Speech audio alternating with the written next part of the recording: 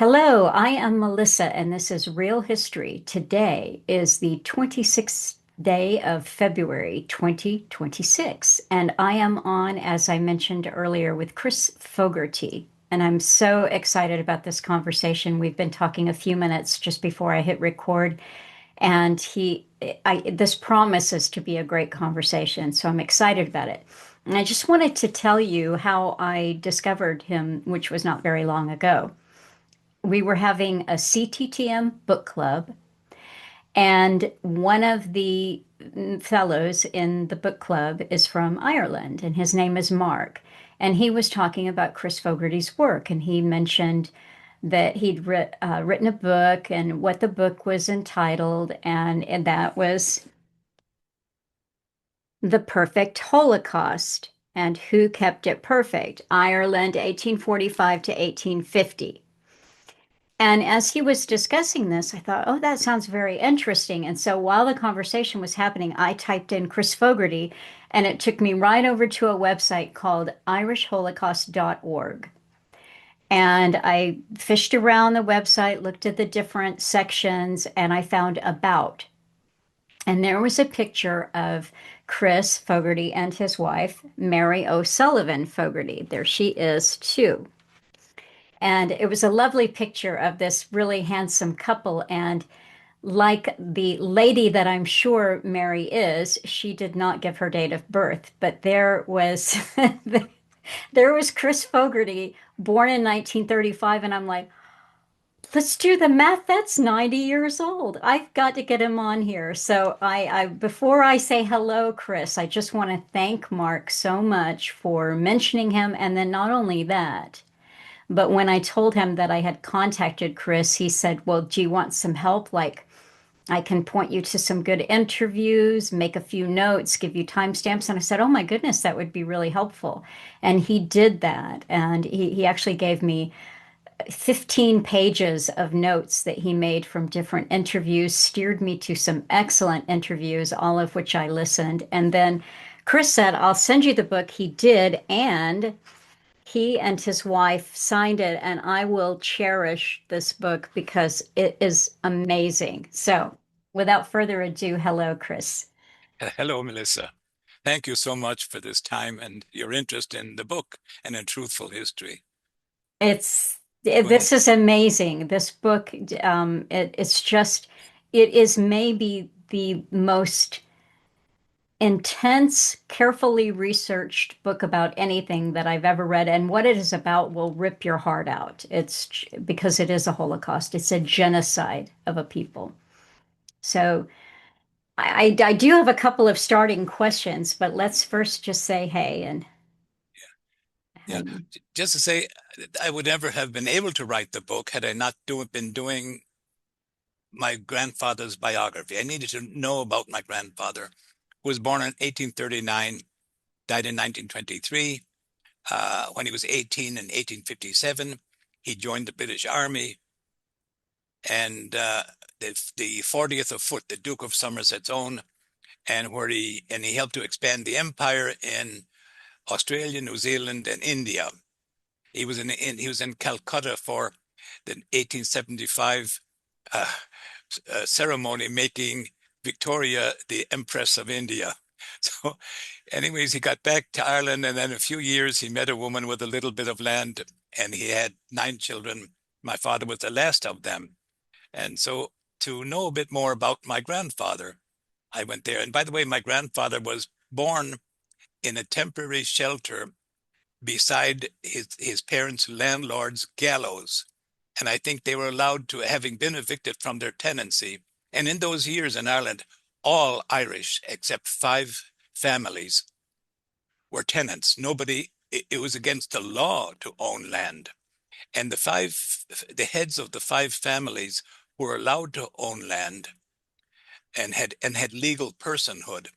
They were the O'Neills of Ulster, the O'Connors of Connacht, the O'Briens of Thomond, Limerick, Kavanaghs of Leinster, and the McMorrows from what was then the province of Meath.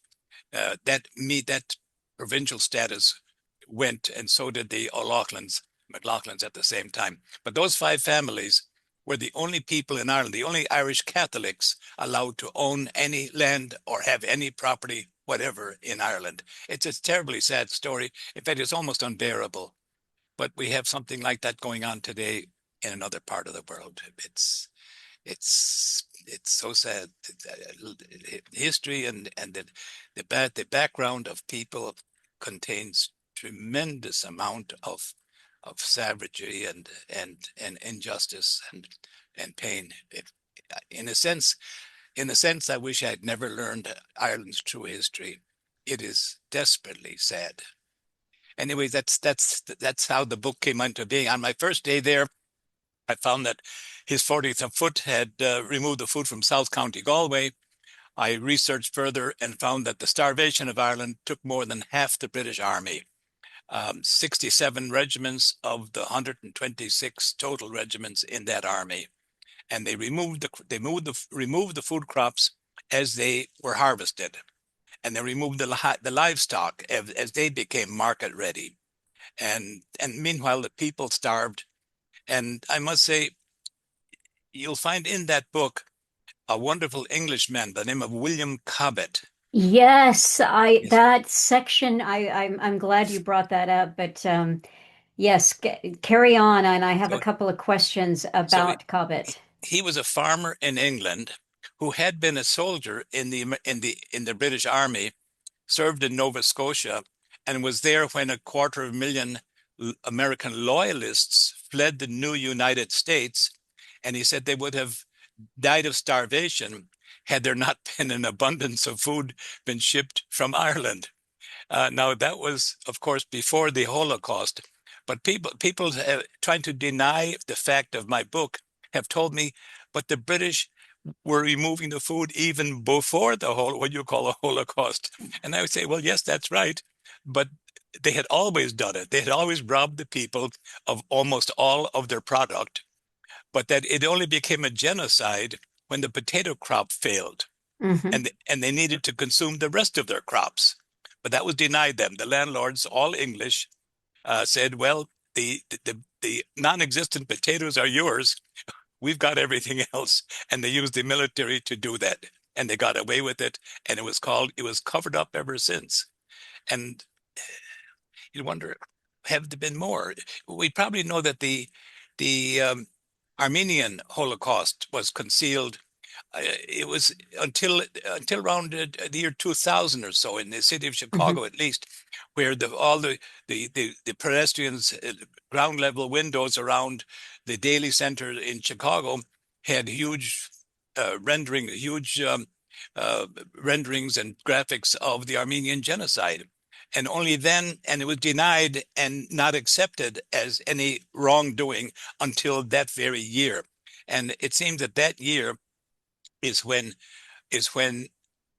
the Soviet Union maybe had gone down, and we no longer needed to have Turkey on our side because because exposing the Armenian Holocaust offends the Turks.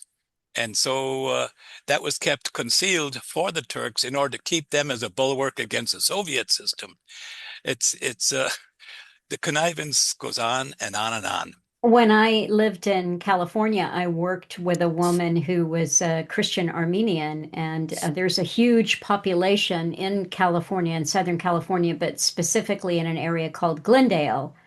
And we worked together. She was a lovely woman, but they all knew what it was, but you Sure. couldn't speak about it. Wow. You could, only in hushed tones. Yes. So, Yes. yeah. Well, when I was raised in Ireland, parents tend to kind of whisper to each other about the local mass grave and events at the time. They did not want their children to know, and the schools kept the children from knowing.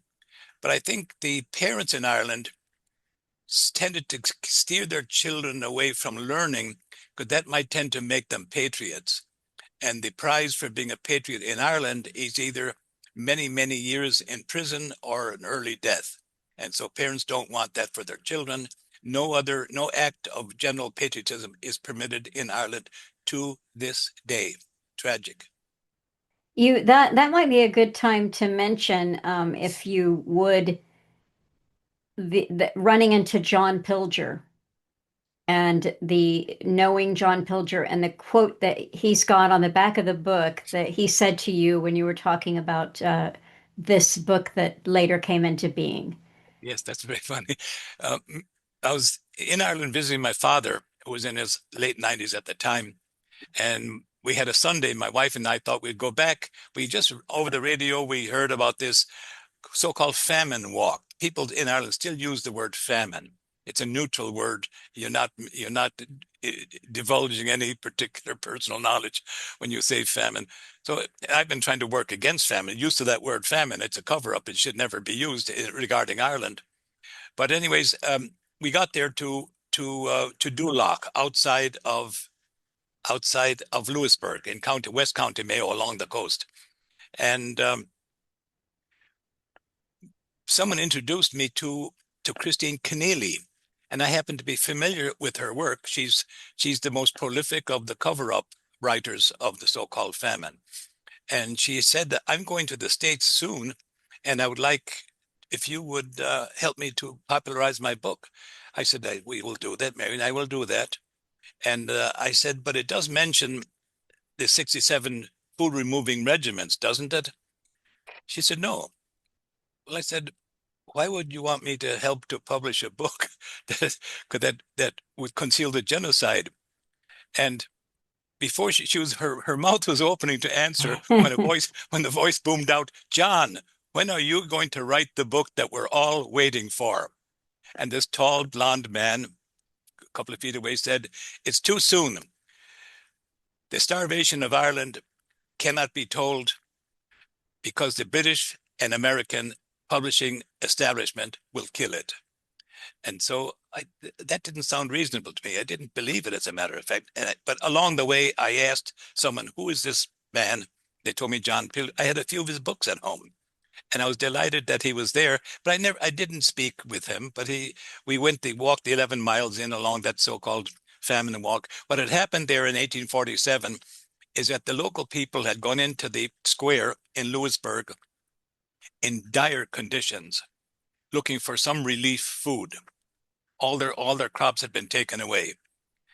And they were told that the local landlord was in his hunting lodge some 11 miles away, right on the Galway border. And so they headed down to that lodge. And when they got there, they were told, well, we don't have the food here. You better go back to where you came from. And so many, many died on the way back. And that's the so-called famine walk to this day.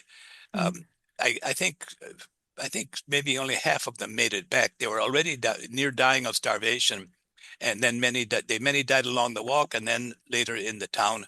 It's it's one of the bad moments in that very, very bad period. But people were lying. There were bodies in the streets and everywhere at the time around the country. People were buried where they died in many cases. Sometimes the people were too weak to carry them. It's just, and in some cases where an entire family would be dead, and that was very frequently the case, a neighbor, instead of touching the bodies, which might be uh, diseased, because cholera and very other diseases came and attacked when people got weak. So they would torch the thatch on a dry day. They would torch the thatch, and everything would burn, and they would cremate the people inside. But there was much of that. We found many of the mass graves, and the locals all know where the mass graves are. To this day, they know.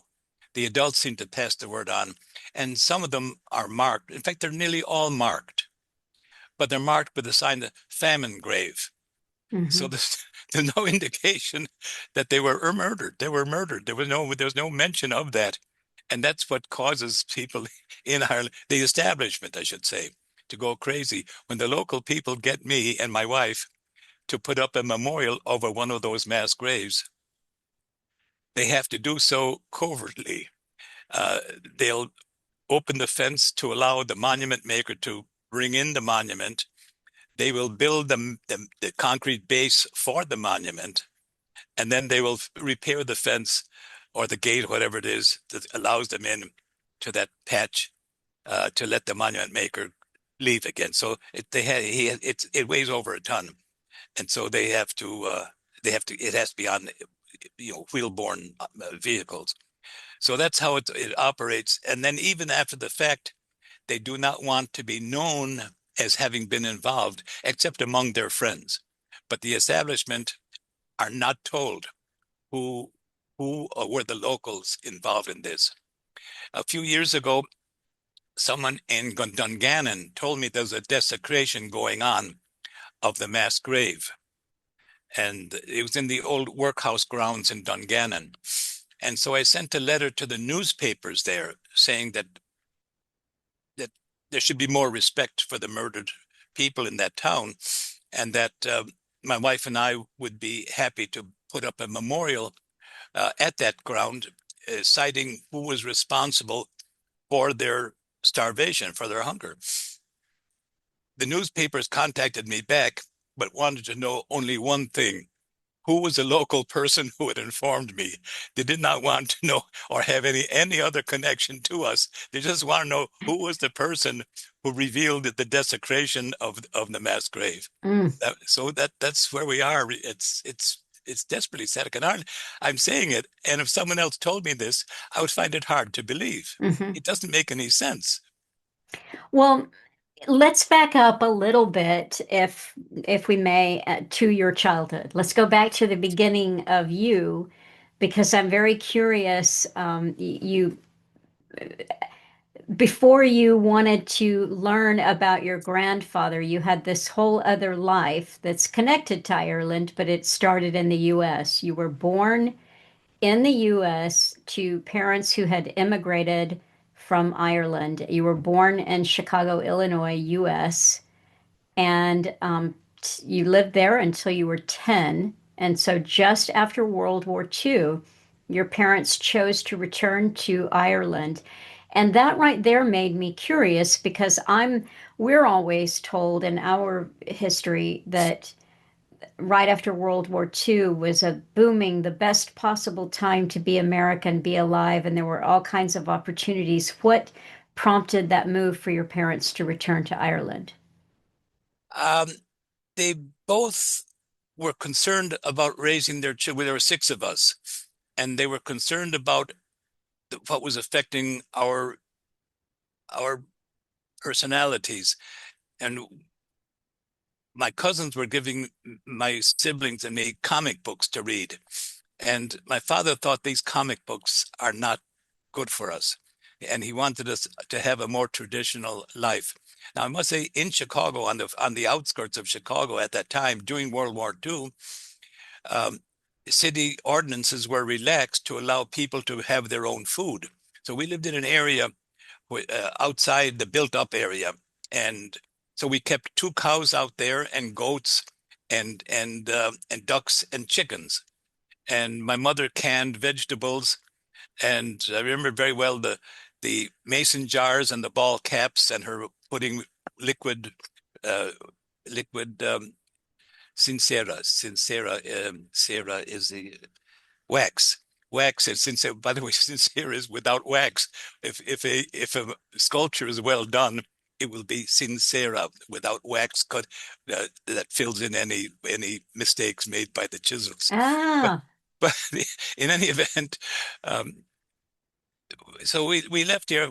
We got passport photographs taken in 1939, but before we could get back, the war broke out, and so then I had my first communion at 6 and my confirmation the same year, because that was the year of 1941 when Pearl Harbor was bombed and the war was starting. And I think the parish priest of St. Margaret Scotland Church in Chicago wanted to do all the essentials before there might be chaos in Chicago. So that's probably the reason.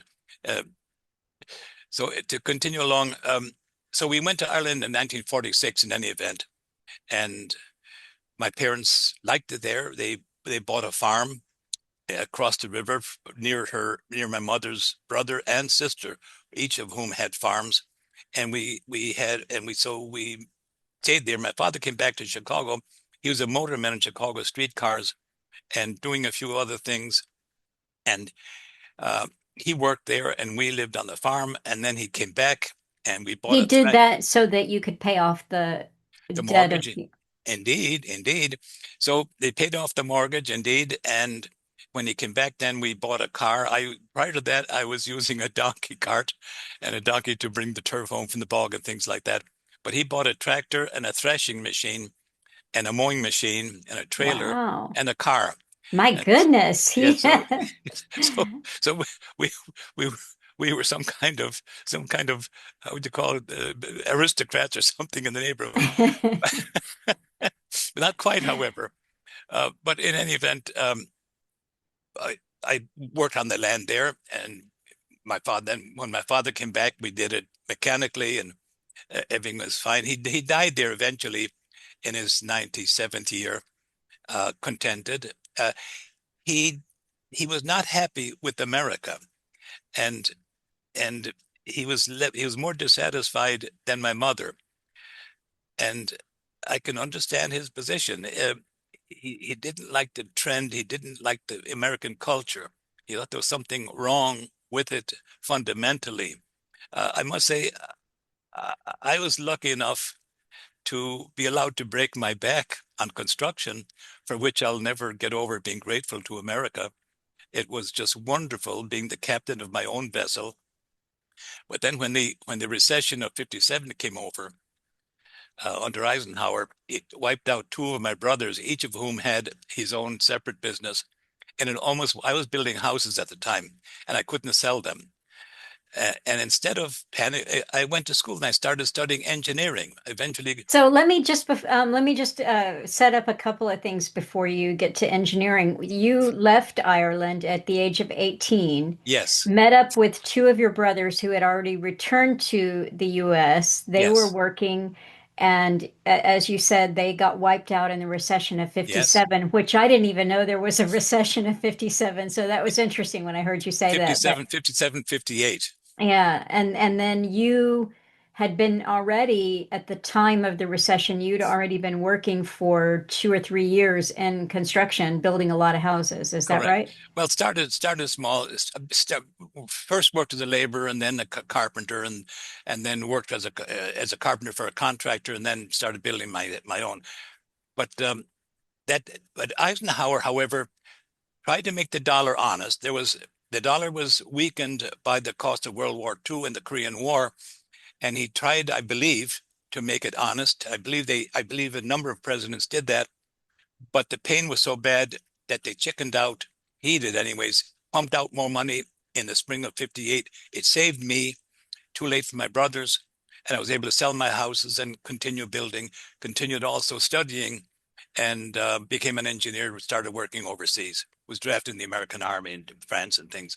But I'll never get over being grateful to America. People say I broke my back. That's what it's often called. To me, by the way, young men, it's a wonderful thing to me for young men to be both productive and maybe even equally important to be physically competitive. It to test one's endurance seems to be very important for a lot of young men. Stamina, it seems to be very important it certainly was important to me and all the young men with whom I was working and competing at the time. And I must say, what has happened to competition at the time, it has become criminal. So the free enterprise system, capitalism, which I favor, in my opinion, has been taken over by criminals. It's not that there's too much competition. It's that criminal practices have taken over capitalism, and capitalism is being blamed for the crimes of so many criminals within the system. That's my Mhm. opinion. So, So did your brothers recover from that? oh yeah, sure. In America at the time, one went back to sea where he had been when he was 18, as soon as he graduated from high school, and um, he found that his first voyage as a seaman again was over to Vietnam. Hmm. He founded a shipping company in Vietnam, had offices in Bangkok, Singapore, and Vung Tau in Vietnam, got wiped out when the Americans failed in Vietnam and started a magazine, Mm. Petromin Asia, Petroleum Mining of Asia, and that became a major magazine in that part of the world. The other one, he became an alcoholic later on.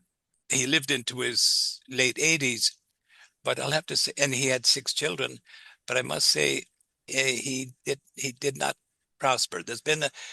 Among the Irish, there is a tendency toward compulsive behavior, you might call it, at least vulnerability to alcohol. And I understand at these times, even drugs. And so I lost my one brother, I'll have to say, to alcoholism, and 2 of my cousins.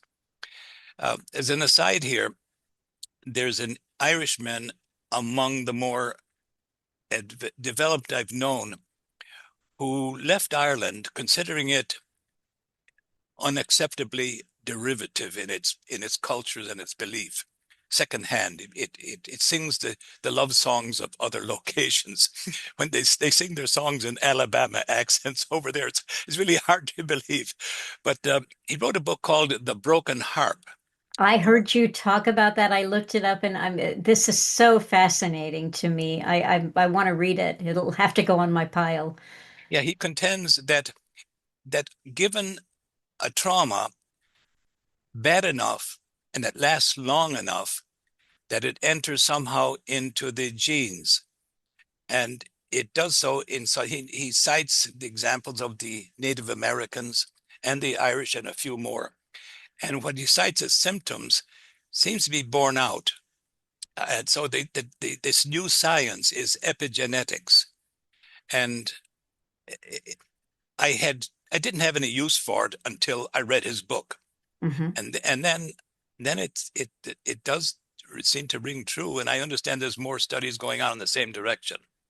And Well, talk about the studies that he cited in the book. I heard you telling someone else about the experiment that they did with the the mice, scent, the smell, the mice. yes, Yeah, this. yes. One of the tests of that is that they would put mice into a cage with an electrified floor, and then introduce into that cage an odor and electrified floor at the same instant.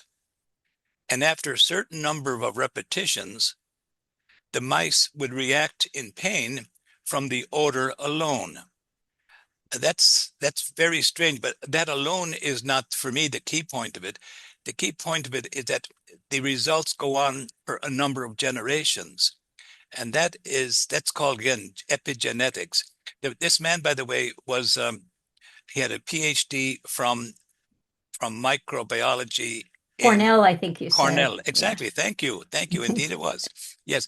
But he left out. He lived and he died in Catalonia eventually, on the base that I was always hoping he would go back to Ireland, where he would repair America's culture, Ireland's cultural bases again, because he was fluent in the language and everything, truly a highly developed man. And I thought he might just make the change there that is necessary, because Ireland has become a very derivative culture, and that was even before the more recent invasion. And Hmm. right now, the town of Killarney in County Kerry, uh, more than half the population have lived there less than 10 years. They're from all over the world. Well, he called this the study in the mice, the epigenetics. He described it as super colonized Irish syndrome. Very good. Exactly. That's exactly what he did. And he Yes. said it describes the lasting psychological and cultural impact of centuries of colonization on the Irish people. Yes. And he said the syndrome is rooted in 3 waves of colonization: the Tudor conquest, the dominance of the Irish Catholic Church, and the current influence of Anglo-centric globalization. Now, I think from the things that I learned in your book about the Irish Catholic Church, I would be interested to hear what you have to say about that. But he said it's led to a profound cultural erosion. And I thought that that was interesting because In my family, I've got the Scottish, Irish, and some Native American predominantly. I think there's a tiny bit of Welsh, a tiny bit of English, but it's mostly Irish, Scottish, Native American.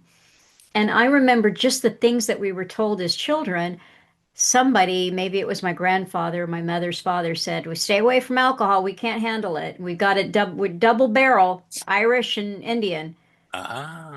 Yeah. And that did play out. I have family members who, also succumbed, maybe succumbed and overcame, but I always remembered that. And I think that the epigenetics makes so much sense there for an explanation of that. Because the disease factor of alcoholism as a disease, some people say you're allergic to it, but most people can't tolerate imbibing what they're allergic to, but the epigenetic component of it makes sense to me. Yes, yes. He was a great man. What's his name again? My God. Oh, Well, I'm McShielmoin. gonna McShielmoin. Okay, I was gonna ask you how to Yeah, pronounce that Tomas, Tomas, McShielmon. Tomas. The Tomas part of it is really Irish, Tomas, but McShielmoin is interesting in itself. McShielmoin is Fitzsimmons, and so he is Gaelicized a Norman name. When the Anglo-Normans arrived into Ireland, they were still French speaking, even though they were descendants of Vikings from Hmm. Scandinavia. And when they arrived in Ireland, they liked the Irish approach of O and Mock. Mock is son of, and O is in the descendant of. And so they did the same thing, but only in French. So Mock is, or Mech is son, and Fils is son in Hmm. French. So Hmm. Fils Simmons, Fitzmaurice, Fitzpatrick, by the way, is a fake one. Some Irish guy used that because he wanted to become part of a Fitz aristocracy. But all the rest are descendants from Fitzmaurice and all the rest. They're legitimately originally Norman from Normandy. So that's kind of how that works. Uh, so now where we, you know, perhaps we should talk more now about the how the starvation was achieved. Well, yes, I would like to do that. If I may just point out a couple of sections in the book. The book is amazing, but I want to point people, and what I'll do, because I don't have, it's just me here. I don't have anybody doing the tech board and pulling up images and stuff for me, and I'm kind of a little retarded on those things. But I will add images in post, I'll add them in and then I'll render it and it'll, so we'll see this, but I'll just show you right now that there's a section here, if you can see that. It looks a little fuzzy, but at any rate, it's pre-Holocaust Ireland. And this section, it's a chapter that goes on for about 70 pages. And the work that you've done here before we even get to the Holocaust is amazing because the opening sentence here is James Joyce was right. Though Ireland had an advanced culture very early, for most of the past millennium, Ireland's history is truly nightmarish. And I'll just read a couple more sentences there. Joyce lived through part of that nightmare, observing how the British government, partly through Ireland's Catholic Church hierarchy and Anglo-Irish toadies, managed by slander and hypocrisy to destroy Charles Stewart Parnell and Ireland's hopes for justice.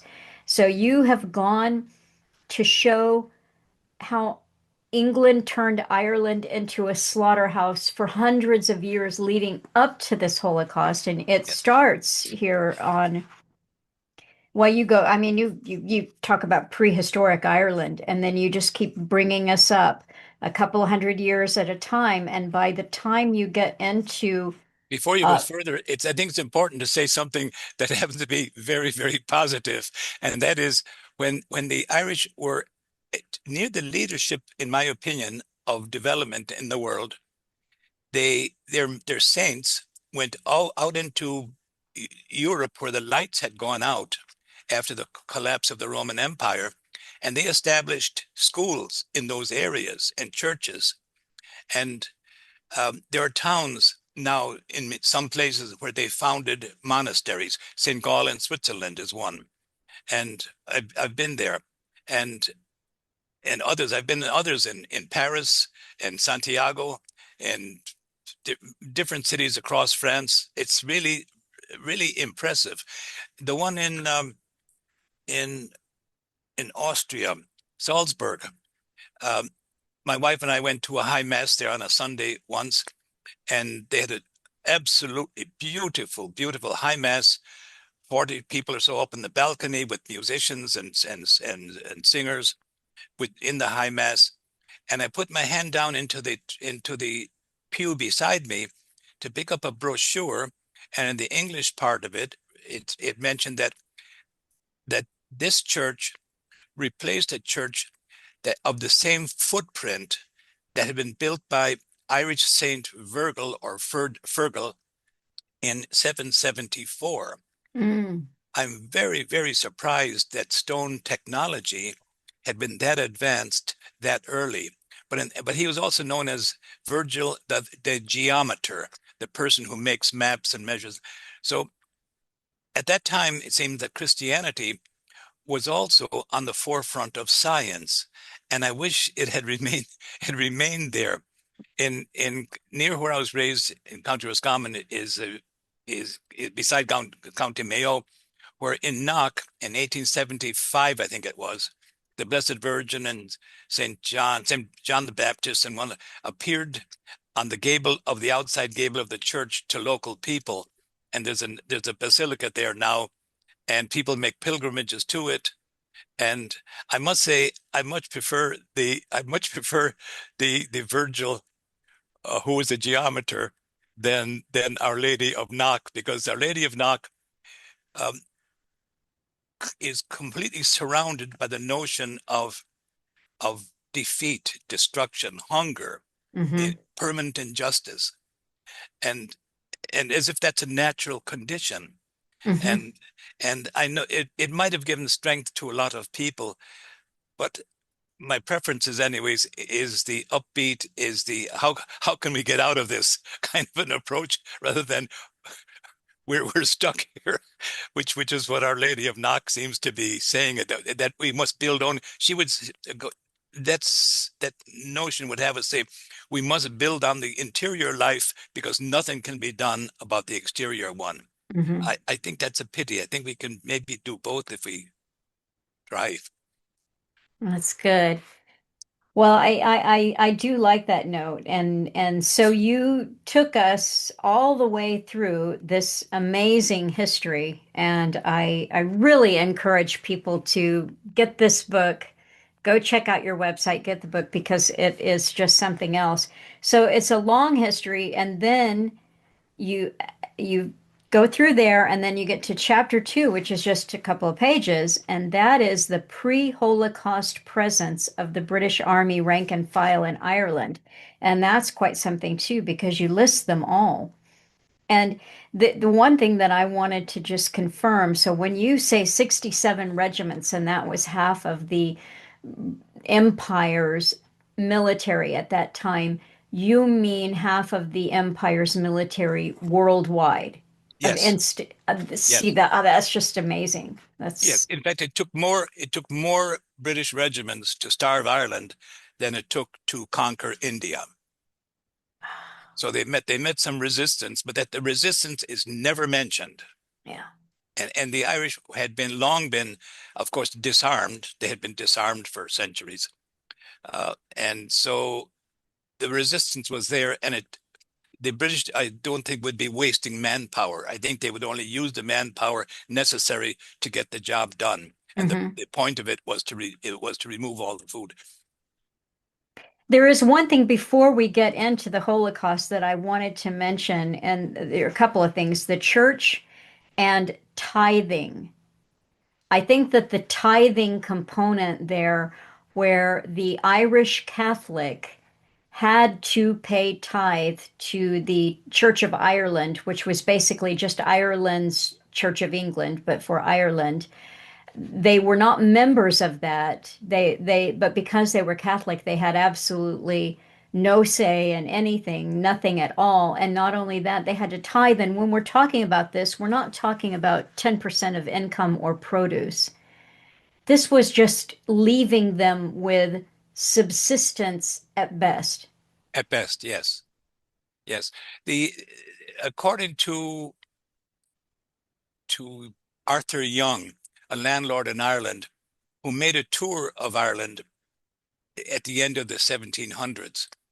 Uh, at that time, he, and I quote him in the book, the standard rent payment by all of the Irish in Ireland was 250 days working for the landlord each year. And they had to then maintain themselves and their families on whatever they could produce in the remaining 115 days per year, including Sundays. So they had a very, very, very difficult life. It's hard to believe that this would be done by one human to another. I must say, something I've learned more recently is that, and I put it into that last version of the book, the Cromwellian conquest, and my grandfather's evictor, Lord Ashbrook, uh, Henry Flower, was a descendant of a Cromwellian soldier. And Cromwell, the invasion of Ireland was funded by a synagogue in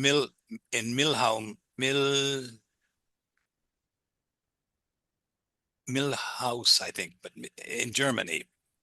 And and and the price they demanded for funding it was to be allowed back into England, from which they had been expelled in 1301 by Edward I, I believe. And so then they came in and became the bankers in England. And it was to those bankers that those English landlords forwarded their rent payments from the Mm-hmm. Irish. And so it must have been those bankers. You see the consistency of the treatment of the Irish by all those few hundred or maybe a few thousand landlords was so consistent across the country that the one condition they had in common, those landlords, was their bankers in London. So I think that they ran their estates uh, being advised by their bankers in London, who were antipathetic to the Irish Catholics in particular. They had partly controlled the English Protestants by then. They ran the Bank of England, and so it seems that that the the Ashkenazis have been doing damage for a very long time, and that's desperately sad. And somehow that's not available in any books.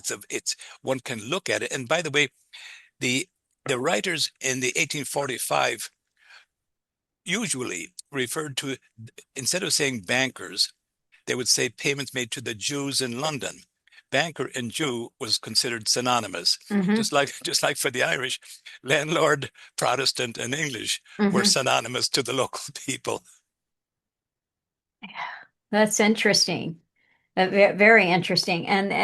One other section before we move on here. This was in 1778. You wrote here, Ireland's Catholics were utterly friendless. The politics of their hierarchy is revealed by the following letter from Dr. Troy, Catholic bishop of the Diocese of Ossory, Ossory, Ossory, Kilkenny, and then you include the entire letter, which I won't read, but it's just disgusting. yes, And yes. Don't imitate your ungrateful brothers in the United that's States. right. Who, Who who, dare to stand up to, yeah. yes, yes, Yeah. yes, I underlined a point there. It's like after he says, don't dare imitate them, be thankful and give. And here we are to render, we're commanded to give to Caesar what belongeth to Caesar and unto God what belongeth to God. And just pray, say all your prayers that we may lead quiet and peaceable lives in piety and charity. yes, It's like, mind your place. yes, yes. That's how it was. Uh, on the other hand, you see, there had been a price on the heads of all those bishops and priests. And there are many place names in Ireland, like Bishop's Wood, or they're escaping me now, where there was a mess, where there were slaughters of priests.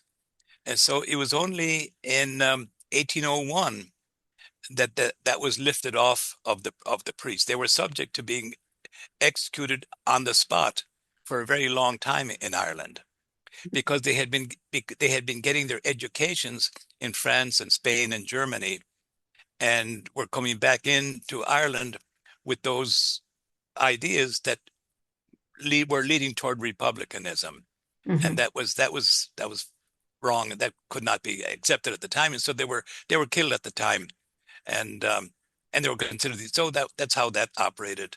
Um, you forgive me for my lack of, I'm losing my ability to express myself well now. It's a pity, but Oh, yeah, I think you're doing great. I wouldn't notice it at all. So I think you're doing great. So we're at the Holocaust and Blakeney factors in.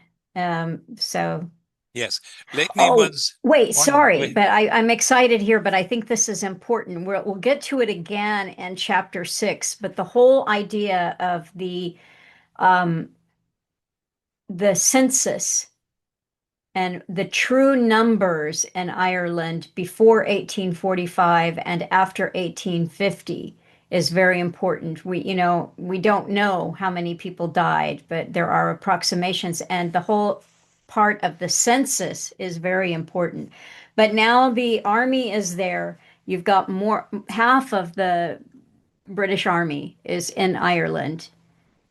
And what I heard my whole life is that there was a potato crop failure, and they only grew one crop, and it was potatoes.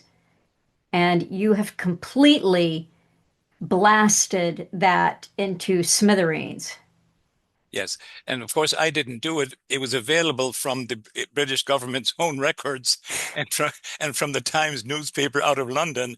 Clippings to this day will show how many landings of exactly what crops of what weight, what number of heads of livestock, and all this stuff landing in which British port, whether Liverpool or London or Glasgow, was were being dropped off at the time. So it's all there. If all one has to do is just look at it, and the uh, the number of grain mills and grain kilns and threshing machines and livestock pounds and woolen mills, which indicate lamb and mutton. All of those are from the Ordnance Survey maps of Ireland that were just completed in 1845, before the starvation started. And so they were fresh, and there were 2,000, nearly 3,000 grain mills and nearly 3,000 grain kilns, and there were 555 flour mills and 900 and some livestock pounds. And this is across the country, and the location of each is cited in the book. I did it in small print, smallish print, because it's a lot of text. It would have Mhm. taken so a person has to sort of study that if they want the information. But Well, go ahead. I'll show you the small print here on that section. It's amazing. It's page after page, and it's even abbreviated there, the type of mill. Yes, You can go and see, yes, what type of mill it was, but yes, it's amazing. yes. Thank you. Yeah, that's the reality. There's no axe grinding in that. They're the facts from the time. Exactly how much food, where it was grown, what were the food processing plants, the mills and all the rest, their locations, and then the landings of that food in England, at how much in each port. When they left port in Ireland, you had the quantities. When they landed in England, you got the quantities. So it's all there. The number of troops it took to seize the food from the growers and to escort it safely to the ports, all of that's completely available. And in case anyone would say that's too a higher percentage of the British Army to have been in Ireland, I also list all of the regiments that did not participate in the starvation of Ireland. And so you'll find that in a separate chapter there, or it might be B1 or B2 or B3 in the the section of the exhibit section, the back end of the book. So yeah, it's the whole story is there, but that book has enemies. It does not conform to the preferred story. The preferred narrative is the people of Ireland foolishly, but we don't want to talk about that, grew only one crop. And when that crop failed, they died of starvation. Sad, but sometimes it's good to improve the gene pool, and maybe stupidity should die off. Uh, Completely covering up an armed food removal year after year by a controlling foreign power. And the cover up goes on to this day. The Irish government do not want any markers to go up, or any truth-telling markers. They're quite happy with, oh Lord God, wasn't it sad? Well, was you ask, well, was what sad? Mm. All those people died. Well, why did they die? That that then you become an enemy. So that's the way. The the head of the history department of the National University of Ireland in the Limerick branch, once he has two copies of my book, an earlier one and then the later fuller one. And he told me that he dares not, that he has young children to feed, and that he dares not teach my book to his class, even though he knows it's the truth, because he needs to feed his children, and his livelihood depends upon him distorting Irish history, falsifying it. But he told me that he uh, quietly and covertly, he tells his brightest, he teaches his youngest, his brightest and most ambitious students the truth, in the hope that in a freer future Ireland, that they will be teachers. He told me that, and I believed him. But a few years later, he showed up in Chicago with a book he had written, and it was Irish Famine. The, the, Mm. the whole thing out there with the potatoes and how the potatoes died, and all that's true. I lost my own crops a few years in a row because I didn't get them sprayed on time. We grew carrot pinks, potatoes, Aaron Banners, Aaron Victors, flounders, golden wonders. They were the chief ones in our area. And some had pink flowers, some had white flowers.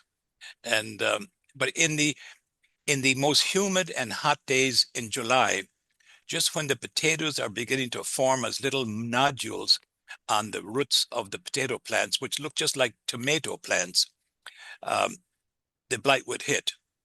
It, Mm. it looked mostly on the underside of the leaves, and it would look like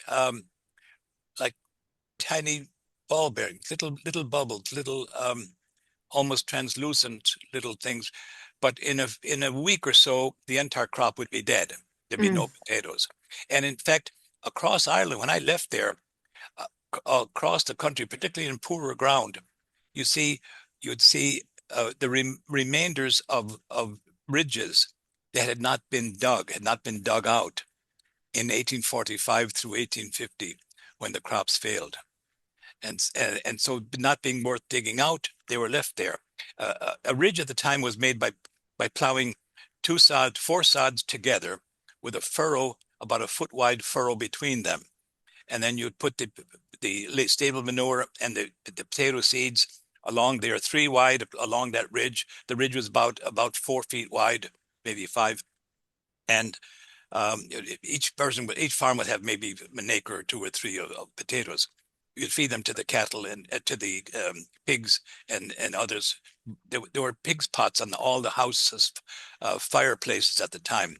Huge, three-legged cauldrons, cast Hmm. iron, Hmm. and we would put oats and oats and barley, or sometimes an Indian meal from the United States in on top of that, and pound it into it, mix up and give it. And that's how we actually the farm animals in Ireland have always been very, very well fed. That meat must be very healthy to this day, so far as I know. I don't think that anything has changed. But so what I'm citing to you there now are much better conditions. Our farm was 28 acres. Everything was done by hand because except some farms had horses. When I was young, I had a donkey with whom I did some of the work. But everything was done by hand. In my mother's time, people used the reaping hook, the sickle, and you'll find that in the painting by, I can't remember the French painter, sort of a spiritual thing of a young woman out in the field with the reaping hook in her hand. The Reapers is the name of the painting. But in my mother's time in Ireland, the scythe was beginning to take over, a two-handed thing. It was a bit more wasteful in that the shudder it gave to the stalk of oats or wheat or barley would tend to shed a little bit of the grain, while the sickle, people would grasp a handful of stalks and then cut underneath it without shaking it too much. And Mm. so that's why, so in fact, as agriculture has become larger scale, there's always been a higher percentage of waste, but the total production is so much greater that the waste is tolerated, it's accepted. So in every house in Ireland still has the old single the sickle around. They call it reaping hook over there. I must mention, on the subject of reaping hooks, I must mention this.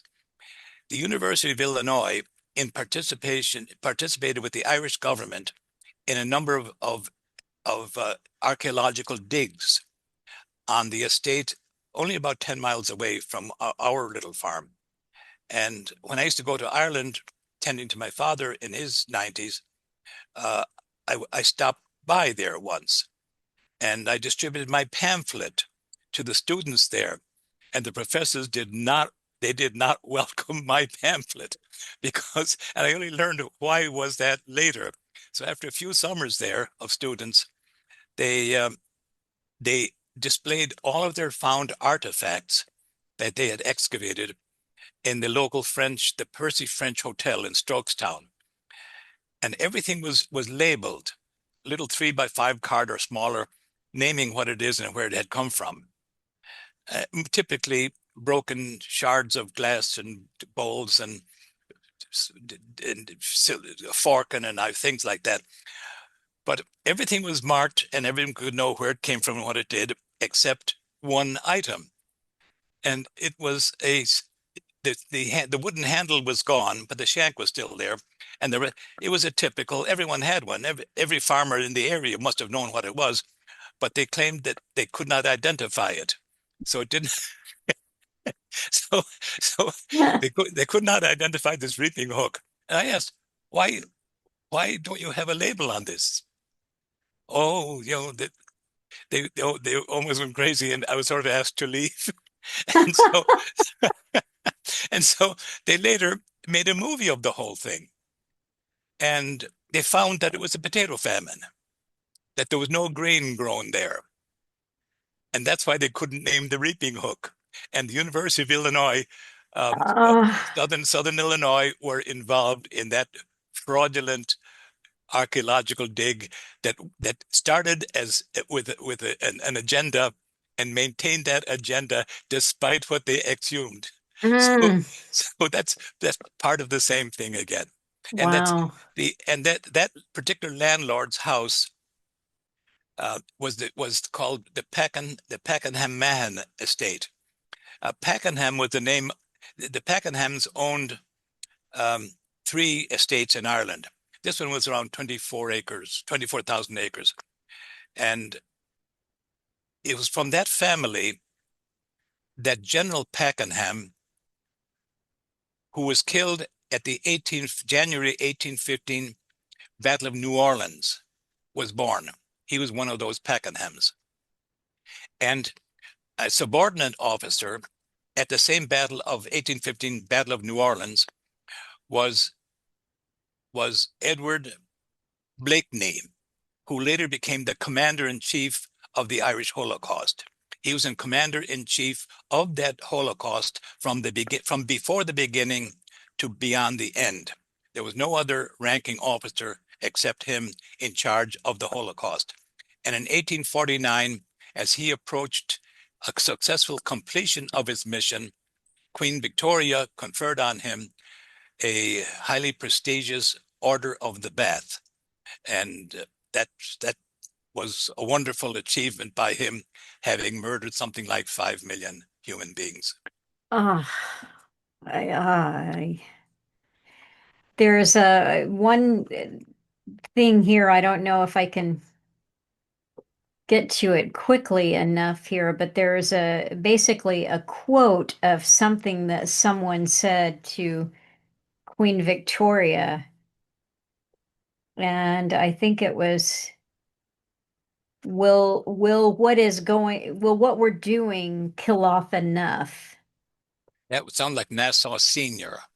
I think yes, that was who it was. Yeah. I've got it marked here somewhere, but it's not popping up for me. Yeah, that But will probably kill about 1 million in 1846, yes, but that won't be enough to do much good. yeah, Yeah, sad world, sad world. yeah.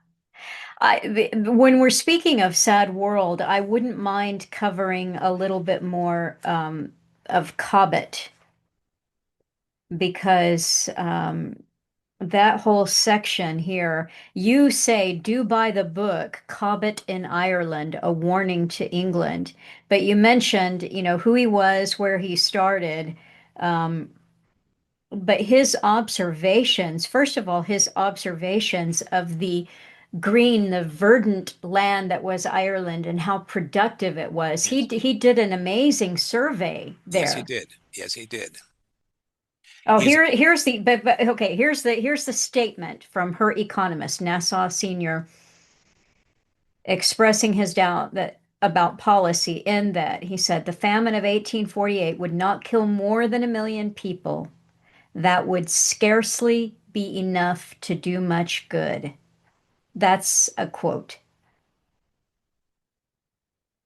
yeah, yeah, yeah, Uh, and the stories, I mean the stories of people laying dying. One soldier got out yes. because you want to tell that story that's in the book. It's a He got us so well. There's a number of them actually. They got their friends in London to buy them out.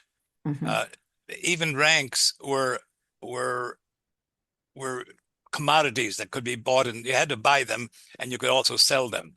And if you're a high enough officer, you could get control of the sales of all alcohol to your troops, which was bound to be a great money maker. And it was, I can't remember the exact, but he expressed his unwillingness to ever do anything like that again. And there's a number of cases like that. There were there's there was plenty of conscience among the British soldiers at the time, a minority, but there were always there some. This is I've got it marked here. It said a British soldier, Charles Bradlaugh, who, while in the west of Ireland, was required to participate with the Crowbar Brigade in evicting an entire community. Among those he was ordered to evict was a dying man and his wife. The man died on the roadside while his cabin was being demolished. Sickened by the spectacle, Bradlaugh applied to some friends in London to purchase his discharge from the army.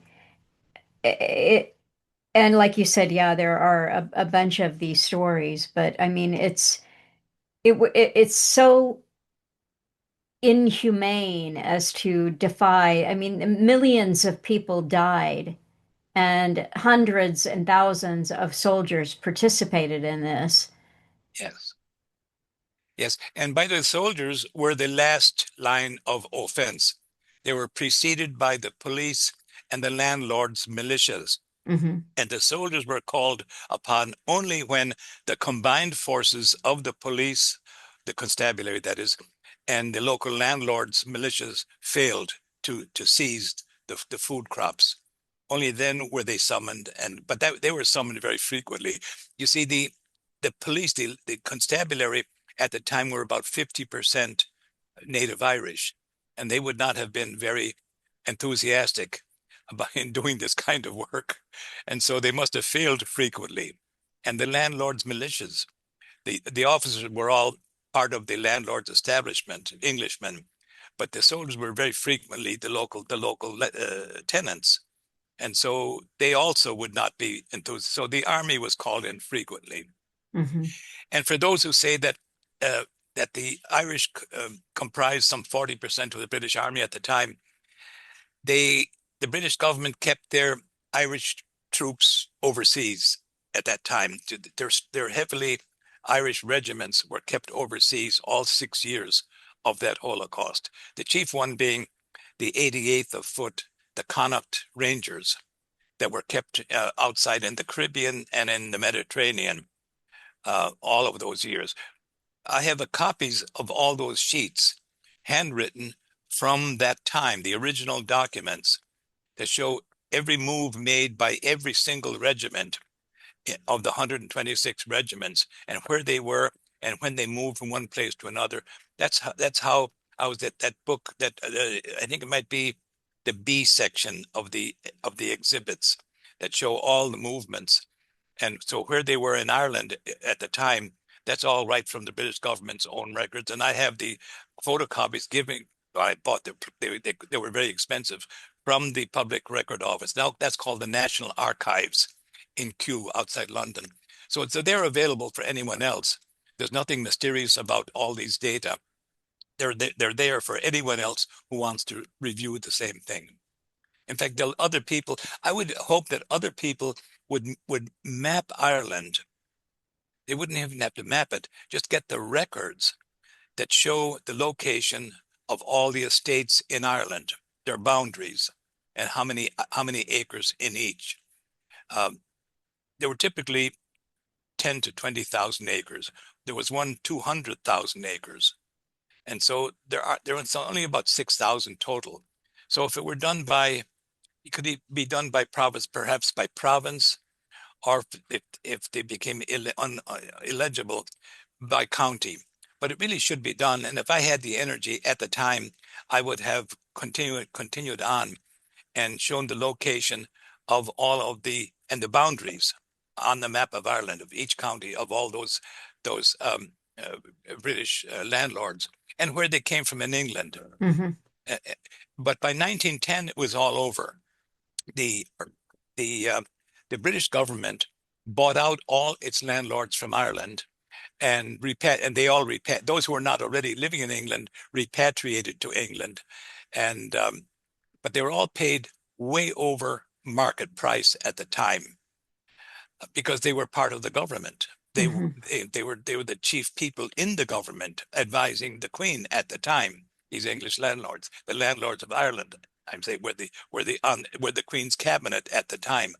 So the notion that Queen Victoria didn't go along with this or was somehow sympathetic to the Irish, that is, maybe she was personally, but she gave an order of the bath to the perpetrating general and for his 67,000 troops. So there's no doubt. You also have a section in here where you talk about how she really was needed to make an appearance as all of this was going on, but she delayed and delayed, going to Ireland. Yes, And then when she went, it was just a carefully orchestrated appearance. exactly. Just this huge Yes, show, yes, and that was it. that was it. Like, aren't you grateful that I'm here with my whole Yes, retinue of, hundreds of people attending me to. yes. But she commented in a letter that it was odd to see the women, instead of cheering, they seemed to be screaming. So I don't know exactly what that means, but it sounded a little bit odd to the Queen Victoria when she was describing it to somebody else. They don't love me as much as I love me. Yeah, yeah. Well, I'm gonna show this later on after the video is done, but I want to tell people the book runs a little bit more than halfway. And it is marked with this amazing map, which I'm about to pull out and show you. And then the remainder of the book, which is quite lengthy, are these exhibits, which some of which we have pointed out already.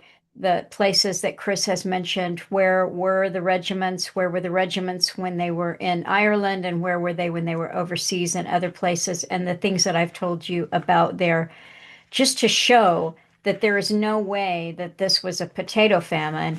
And those are the details of the exhibit of the types of mills they had by county. And this goes on for pages in tiny print. The other thing, before I get to the horror of this map that I'm about to show you, I just want to mention Cobbett again, because he is talking about, as he's detailing his trip in Ireland, he's talking about the greenness, the amazing, all that grew, but not just that, the fat livestock that were everywhere. The fat pigs who just crowded the street or the pathway when they were being, moved from the farmer from one field to another. The healthiness that was in Ireland that was not for the Irish people. And there is an amazing section there where he just lambasts Malthus and Malthus's hatred for the Irish people and they breed too much and we have to get rid of them, and Malthus' resentment of any care or consideration being given to the Irish people. There's no pension. And this Cobbett really lambasts him and said, "You're sitting there, you fat cat, fat Malthus, on his £100 a year pension." Yes, yes, that's and Malthus became famous and remains famous in some circles to this day for a famous sketch that shows that while population increases geometrically, food production is a straight line upward, Hmm. and that there's no way that people can avoid disaster the way they were going. He failed disastrously to understand that, for example, the same people, without making the change that he called for, other than the genocide, um, they have they went from reaping hooks to scythes to mowing machines to reapers and binders to combine harvesters. They went from nothing but stable manure to stable manure plus a variety of fertilizers. They developed wheeled equipment, the motors, uh, and so and then the families did not continue increasing geometrically. At the time, they would have 15 or 16 children per family, and that has been reduced a very great deal. And but to this day, there are new Hmm. Malthus, and they contend that we're doomed because of greenhouse. Yep. The con of climate change. Yes, and so what they just in the same way that Malthus had no way of knowing, he should have expected there would be improvements in science that would change things, but he didn't. He just saw things as they were and extrapolated that out into the future, and it was not going to work. But the people who are blaming industry and farming and everything for destruction of the land, and there's a small amount of truth in part of it, they make give no thought to the idea of science reducing the amount of pollution and improving things across the board. We are not stuck. When I first came to Chicago, back in Chicago in 1954, a man working downtown would have to change his shirt every day because the soot in the city of Chicago would ruin a shirt in one day. Chicago was very sooty at the time. When I would leave my aunt's house, jumping up out of the basement steps up to the outside, frequently the first thing I would do from the stench from the air, I would vomit my breakfast and then go to work. And but that has changed. The the soot of Chicago's buildings they're all clean now. And Charles de Gaulle had to use sandblasting equipment all on Paris 50 years ago to remove the grime from the city of Paris. But Chicago is cleaned by by just time. It's gone. Mhm. It's just a wonderful. Some people will say acid rain, and if that's harmful, that too can be reduced. So we are reducing some of these problems in a way that neo-Malthusians don't understand. And so we shouldn't give up. I think there's a reason to look forward with some kind of reasonable hope, if we can just control AI and a number of other things, and the common enemy to all of us. So you have a chapter in here that I mentioned before, chapter 6, which is detailed census whenever they were done. And you said this chapter was done by Jack Lane. Mr. Lane, a member of the Aubain Historical Society, has a long-standing interest in ascertaining the facts of 1845 to 1850 Ireland. So what he's detailing are all of the different censuses that were done and the accuracy as it could be assessed. And then he ends with a question: 6 million victims? Question. So, with up to 12 million, so that's by the census, there could have been as many as 12 million in 1846, and perhaps less than 6 million after 1851, we are left with the uncanny figure of a possible 6 million victims, with at least a million consisting of immigrants. And the question he asks is, can this be disproved? Yes, that's where we are. That's very good. Since he did that, I've been able to find the work of William Wilde, the father of Oscar Wilde and the Oh. husband of Jane Wilde, the woman who wrote wonderful poetry and was sympathetic to the Irish people, while her husband, who was the commissioner of that census of 1851, fabricated all kinds of ridiculously named diseases that he claimed was the reason for a large amount of people disappearing. But he didn't want to cite the number. In fact, he gives a number for the number of people who died of starvation. I think it's 21,774 people who died of starvation. But he had to admit that when entire families died, nobody was counted because there was nobody alive to give the word to the local counter, Mm. and very frequently entire families died at the same time. And anyone who went away from their house and went roaming just into oblivion, they weren't counted. They died along the roads. All the immigrants were not counted, no matter, even though a great many died on their way to Dublin and in Liverpool and on the way to the New World. So, but he gives new names to these diseases. There's the their names don't come to me now. It's a pity. Um, really ridiculous names, and he also contends that there was also a sharp drop in livestock because of similar brand new diseases in all of the livestock.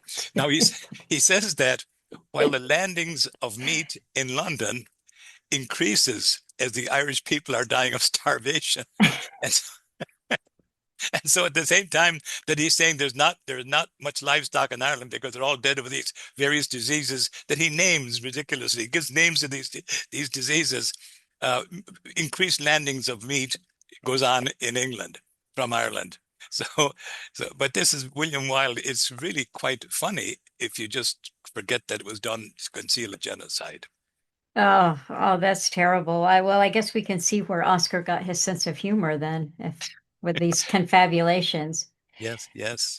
This again, Chris has supplied me with a graphic of this map, which I will include on the video and you'll see better, but I have just folded it out from the book so that you can see it. It's a wonderful, except it's just a tragedy. It's the mass graves of Ireland, 1845 to 1850. Yes, the crosses are the mass graves, and that turns out to be less than 10% of the total. And then the regiments shown are shown where they were stationed for at least one lengthy deployment, and their only function there was the removal of the local food crops.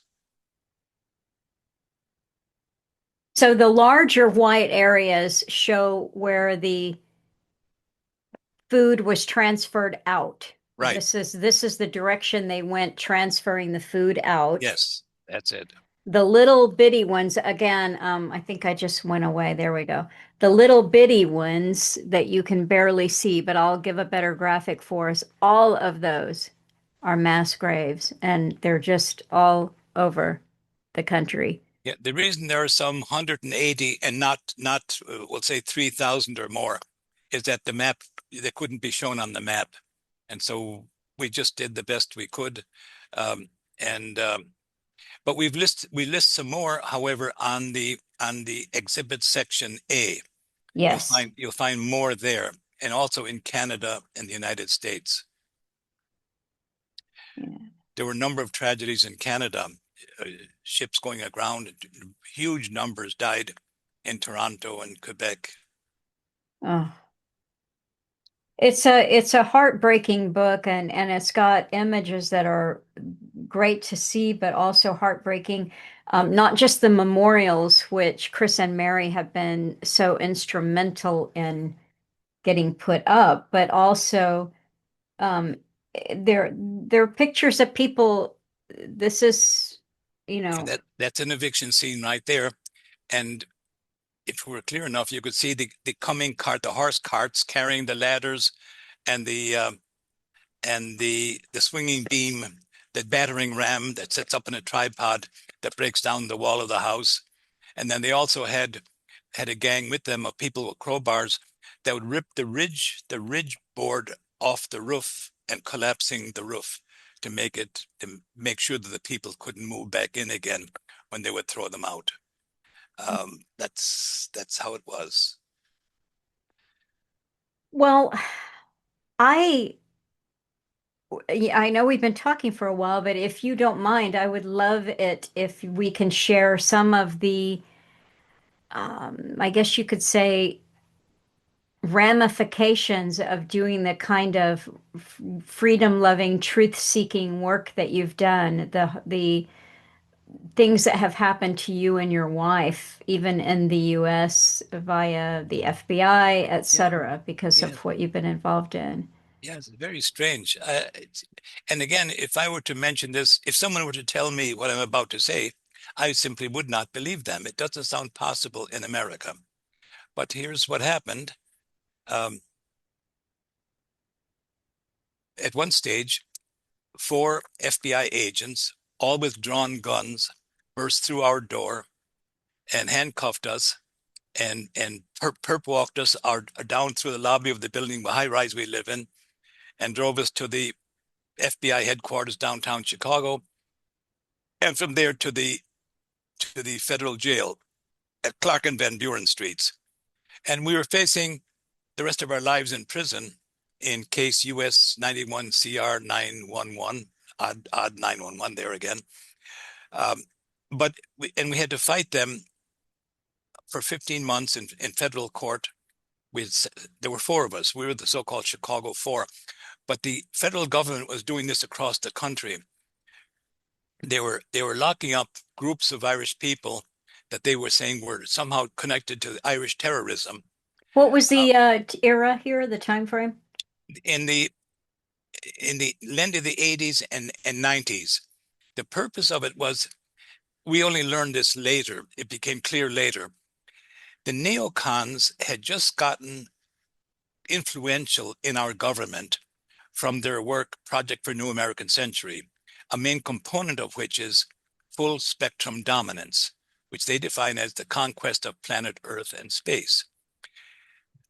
In order to start their wars, and there had been the other wars were going on, with George W. and GW and others, but the neocons were starting to have an effect because of that paper, that white paper, Project for New American Century, take over the world.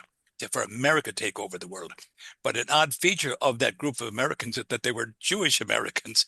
They were essentially they were of dual citizen Jewish America, or Israeli Americans, I should say.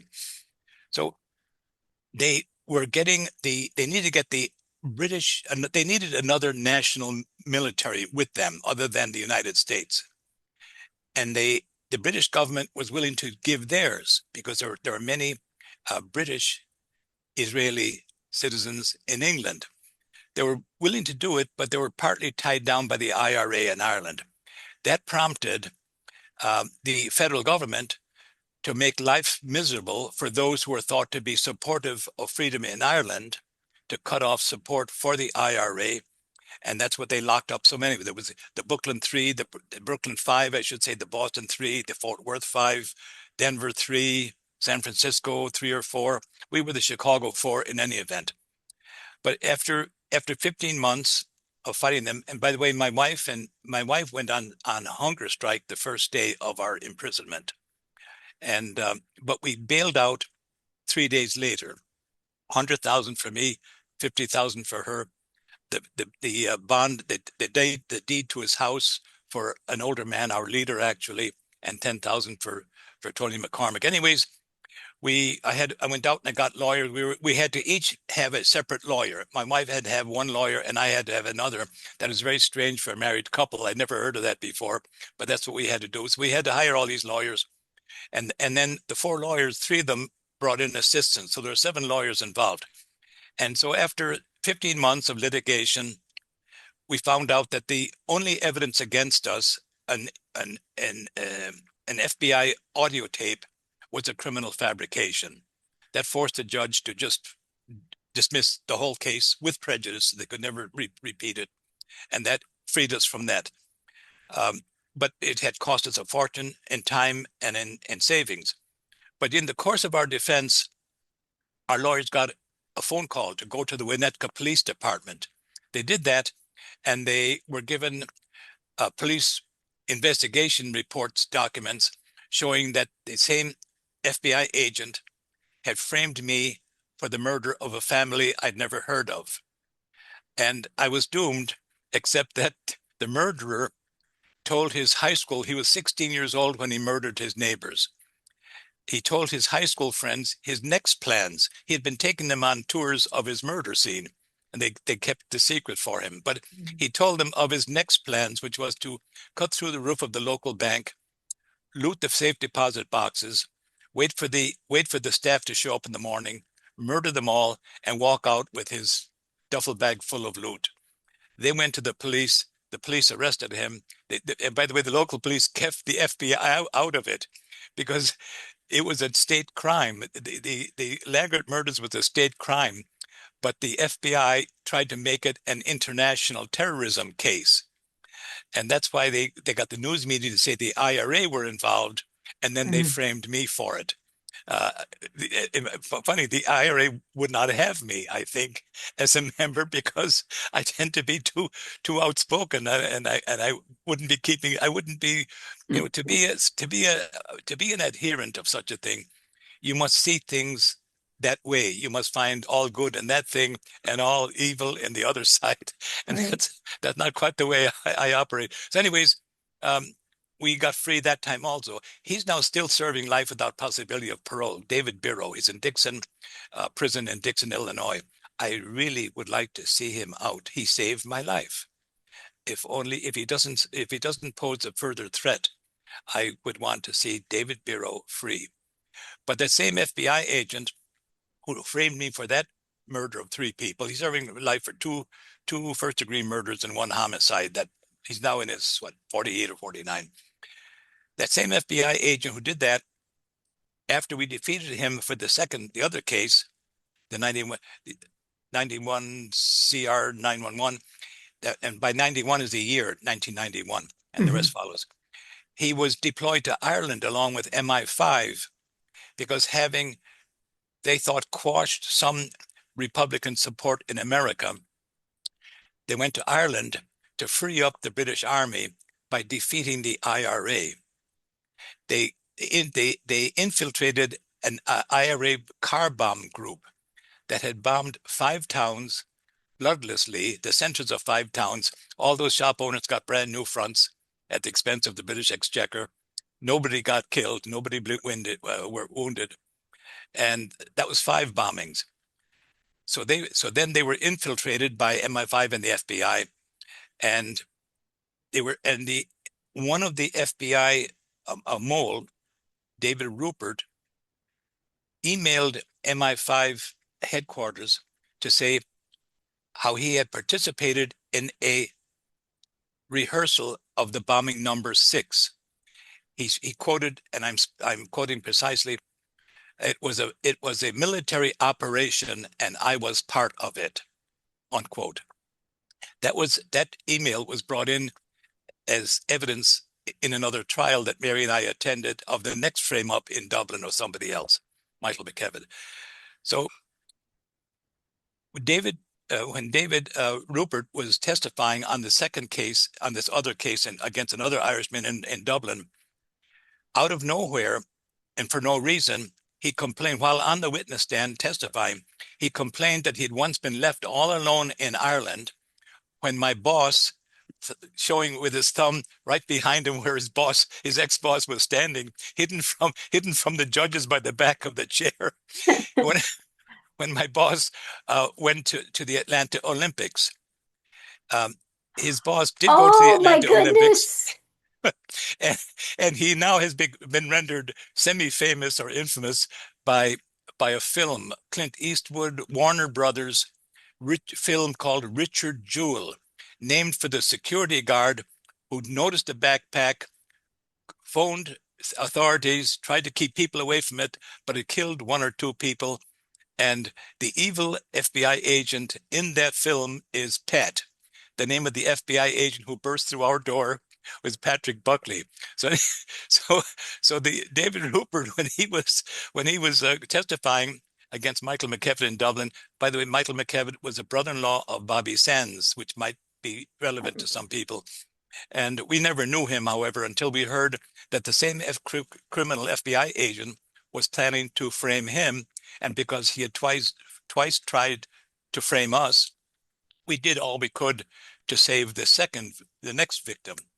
And we went up to upstate New York, where this mole came from, and found he was a lifelong criminal. And we got an affidavit from the New York State Police asserting that David Barrow is a lifelong criminal, stated by the New York State Police. But even that didn't stop him. So we saw him on the witness stand, but he said he complained about having been left all alone in Ireland once when my boss went to the Atlanta Olympics. And so that was, and the story remind me, but that Richard Jewell case, he was innocent, but he was charged yes, by the FBI for right, having planted the backpack and the bomb there in the first place when all he was doing was being a good security guard. precisely.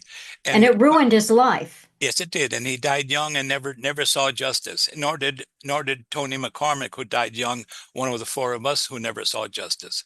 Mary and I, and the other man was older, Frank O'Neill. So Mary and I are the 2 survivors of the Chicago 4.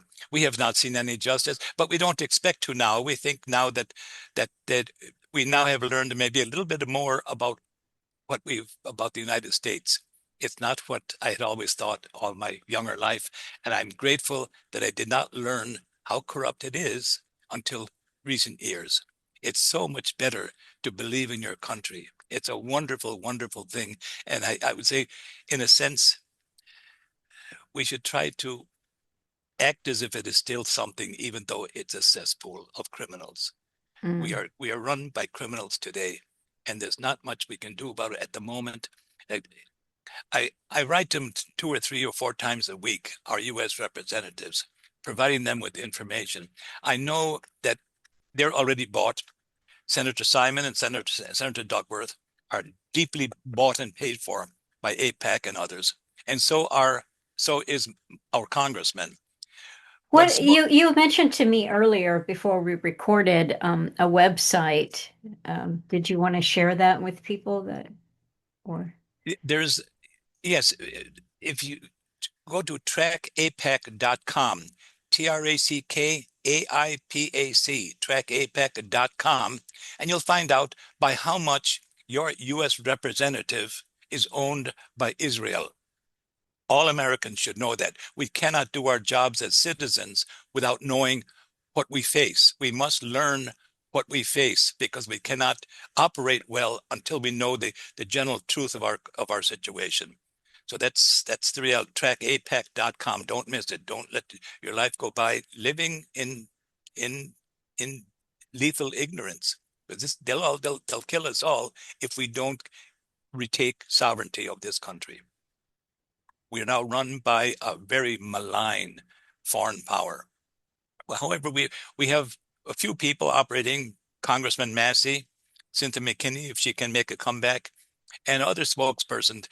And we should never turn this into a totally Jewish thing, because many of the leaders of justice for the Palestinians are Jews here, Jewish Voice for Peace here in Chicago, doing wonderful work. Hmm. Uh, um, but there are so many fine people. Norman Finkelstein, a Oh, perfect yes. example. Yeah. Yeah. He is Perfect a. example. He's one of the best, one of the very best, and there are plenty like him. So Well, tell how you met Norman Finkelstein and what you were doing, because I think some of the activism that you and your wife have done on the campuses and trying to educate people about the Holocaust in Ireland has put you in touch with a broad range of people who are just looking for truth, yes, Norman Finkelstein was a professor at DePaul University in Chicago, which is and Catholic. Catholic indeed. And he was teaching them the truth about Israel and the Palestinians, and as part of the course. Um, he was approaching time when he would have to get tenure, or his career would be over. And there was one Zionist on the Board of Regents of DePaul University, a Catholic university, and he had the clout to demand that tenure not be extended to Norman Finkelstein. There was an uproar. The students all loved him. They grasp truth when they hear it, like most people do. They loved him, and so Mary and I attended about a week long, or maybe 10-day long rally for him on the grounds of DePaul. We lost, but I must say, he we once drove him to a speaking engagement in Crystal Lake. Um, we have so much respect for him, and so again, we must think Zionist, not Jewish, because there can be a world of difference. Uh, Norman Finkelstein, I know Alan has mentioned this to listeners before, but he has published a very thin little volume, but it's so powerful, called The Holocaust Industry.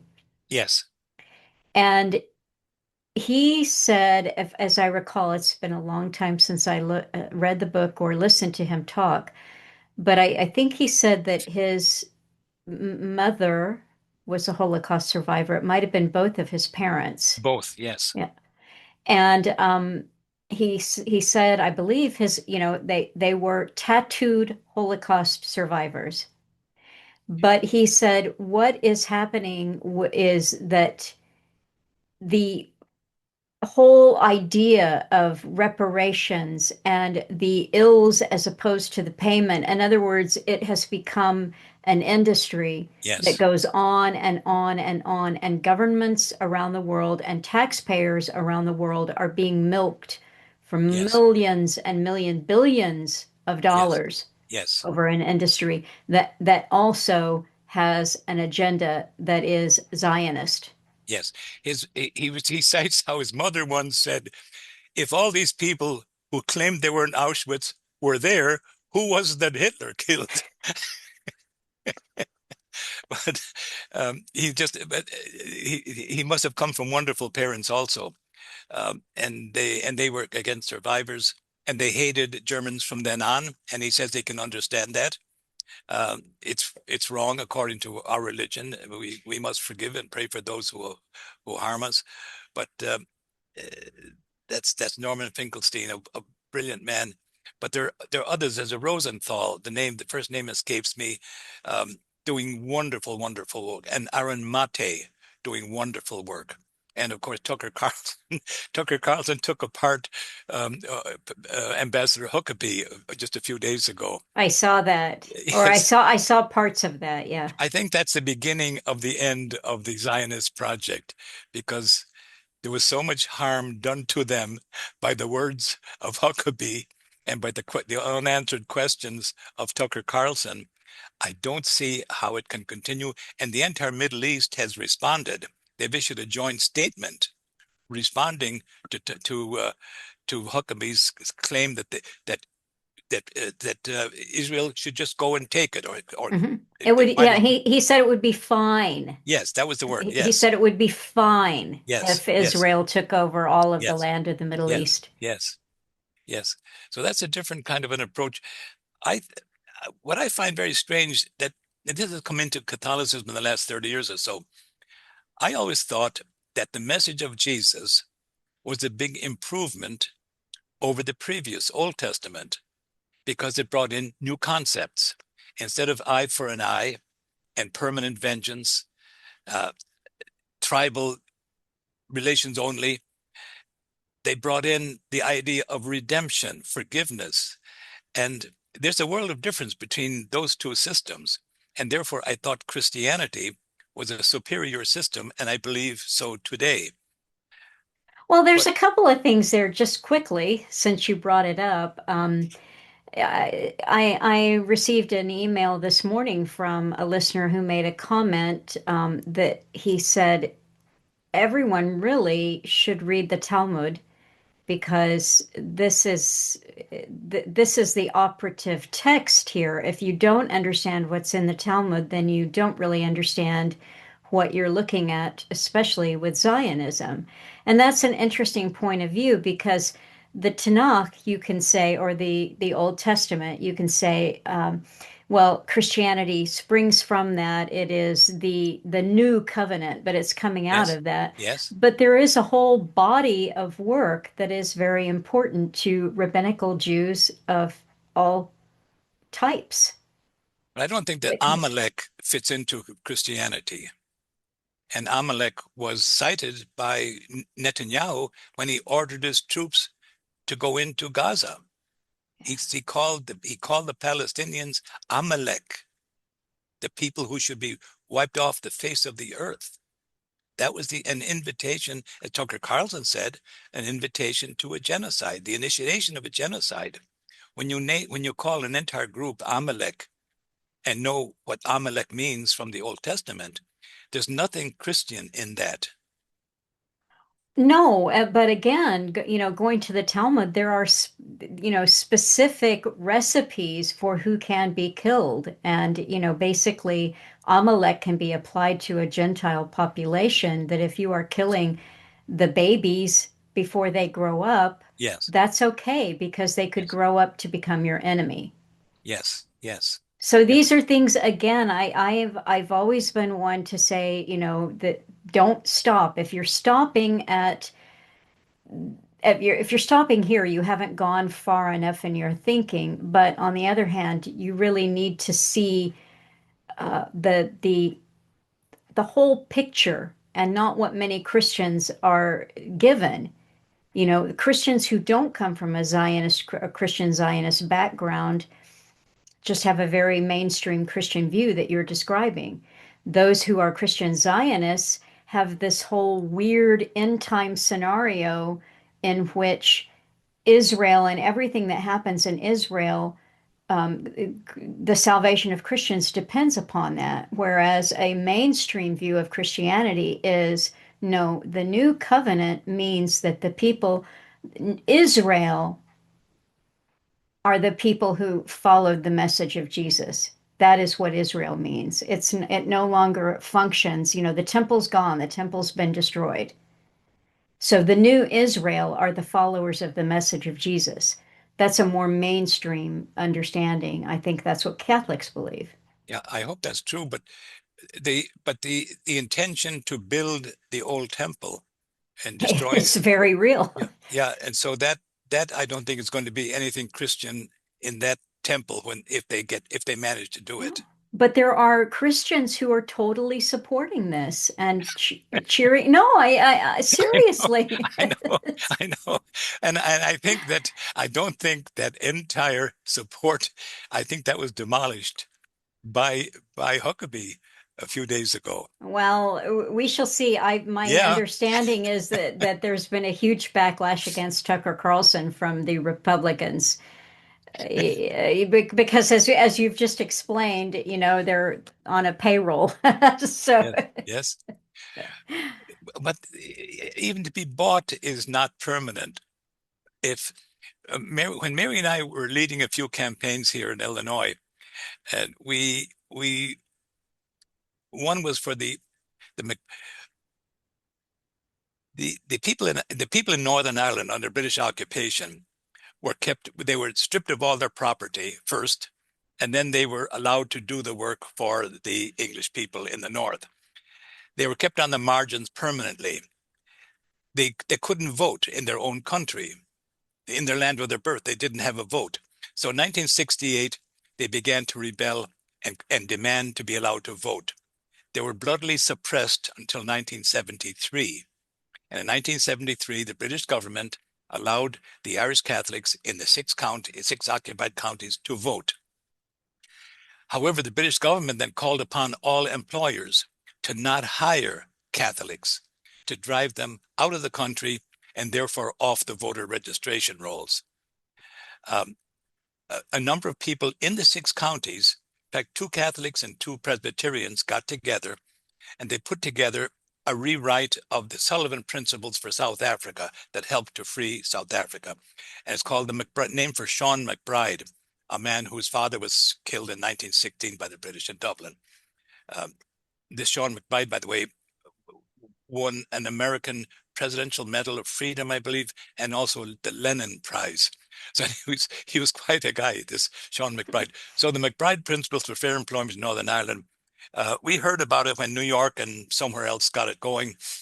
We organized, my wife and I organized it here in Chicago, but we were faced with opposition. The Speaker of the Illinois House had his daughter going to Oxford in England, and the British Consul General carried a lot of sway in Chicago at the time. But we eventually got it enacted into law, 84-14 in the Illinois House, 52 in the Illinois, 53-2 in the U.S. in the Illinois Senate. Later got it enacted into a Chicago City ordinance, and then later a bill enacted in U.S. in the Washington D.C. That was a nationwide effort, and our effort here in Illinois was only for our state. So other people did other things in other parts of the country. So, but the British were overcome. They had the power, and nobody wanted to talk with us. They told us, "Don't be taking up their secretary's time by bombarding her with letters." But we intensified the amount. And the point I'm making, going on the long way, but bribery goes a long, long way. But the number of votes controls the situation. And if they see they're going to be voted out of office if they don't betray their bribers, they will betray their bribers. And so all it takes is the Well, numbers. they got to stay in because they can always get new bribers. But if they're not, if they're not there, Yes, yes. So numbers do win. And I'm having a kind of a difficult time trying to encourage people. Have faith. Numbers do win. They're not doing it for you. They're doing it for their own livelihoods if they hear enough of people like if they hear from enough people. Oh, that's very funny. So your wife was born in Dublin, is that correct? No, from Limerick, Limerick. outside. Okay, sorry. Yeah, out in the country outside Limerick, Okay. near Croom, County Limerick. And Yeah, how did you meet her? When did you meet her? I met her at the basement of Carpenter's Hall on 64th and Halsted in Chicago. Yeah, I've been so lucky. I met a wonderful, wonderful. We don't have no children, but a wonderful, wonderful woman. I can't believe my good fortune. How long have you been married? Oh, 50, 60 years. I don't count. I don't count the years. A long time. A lifetime ago. Yeah, a That's lifetime great. ago. And she participated. Yeah, it's important to say When we were locked up in the federal jail downtown Chicago, she went on hunger strike immediately. I'm so glad that in 3 days we were released because she would have gone.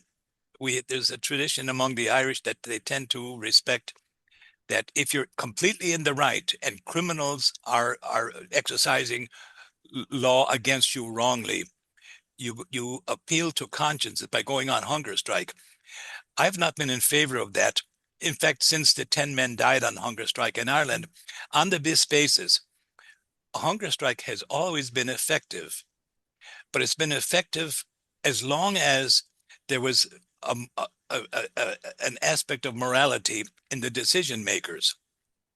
But when the decision makers become corrupt, then a hunger strike is mere genocide, mere Mm, suicide. hmm So you must assess the moral nature of your targeted people before you go on hunger strike. You must mm. get it because it's crucially right to have that assessment accurate. If you guess wrong, like the people did about Margaret Thatcher, it, you're committing suicide. I think that is a very good point, and I think what we can see, what is discouraging for people is that their leaders have not had a moral platform for the people for a long time. You could say, if ever, in places. I mean, if you look at the history that you've outlined there in Ireland, that's more than 1,000 years that you can't appeal to the moral nature because Yeah, they don't even think of you as humans. right, right. You're chattel. Yes. That seems to have been the nature of the Anglo-Normans.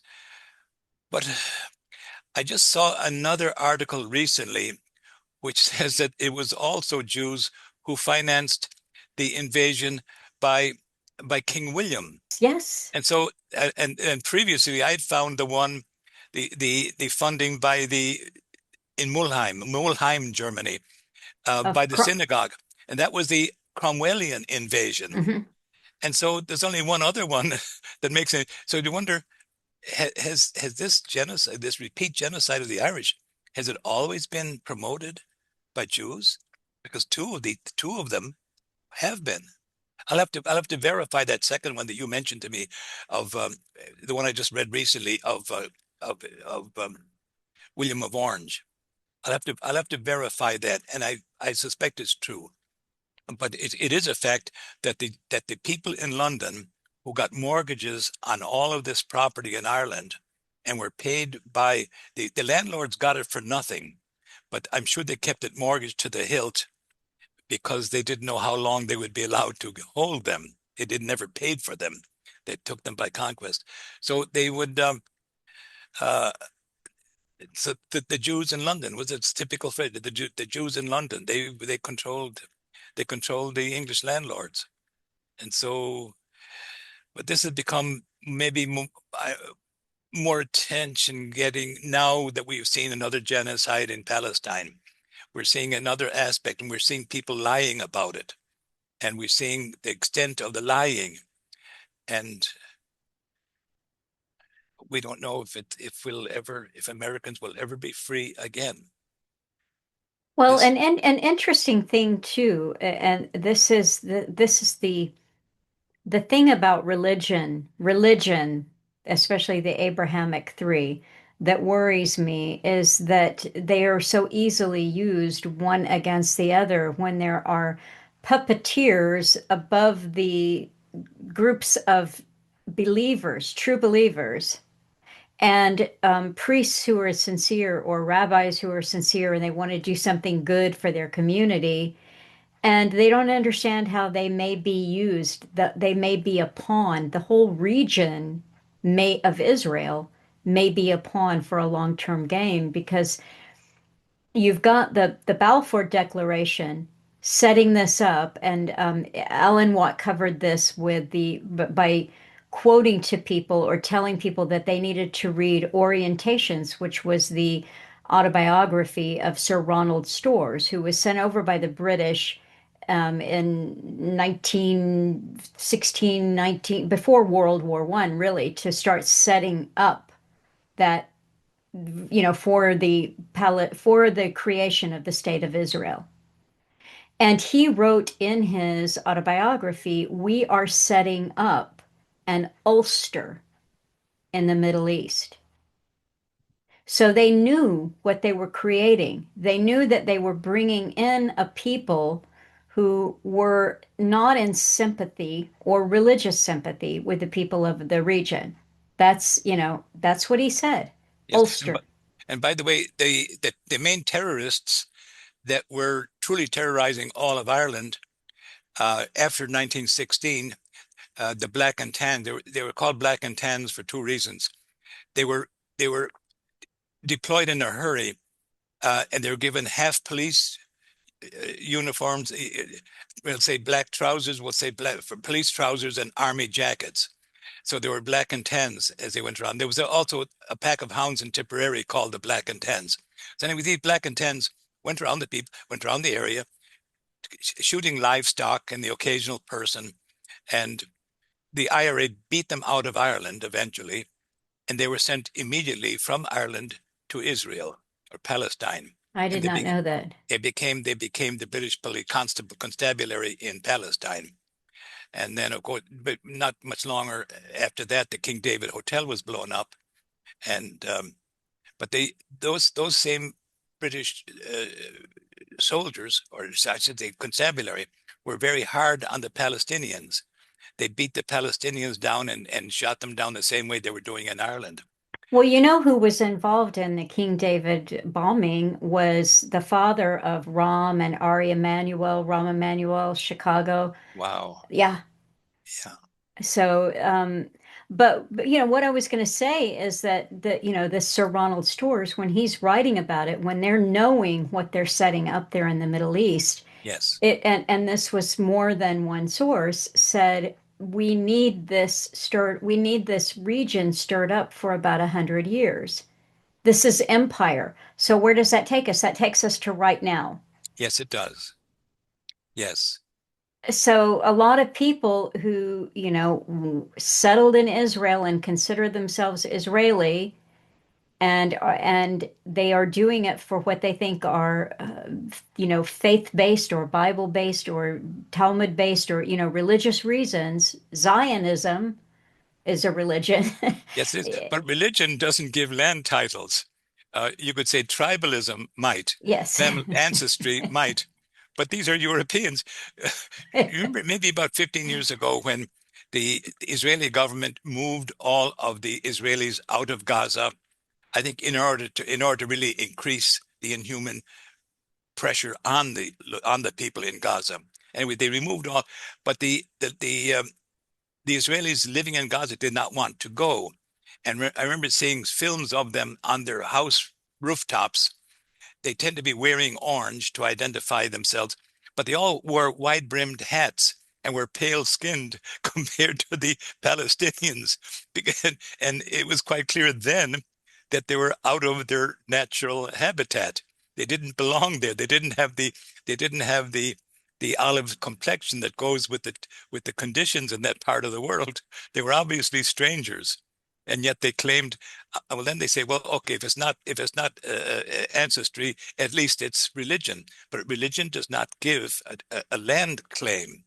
Political, in other words, I as a Catholic cannot go and take over part of Rome.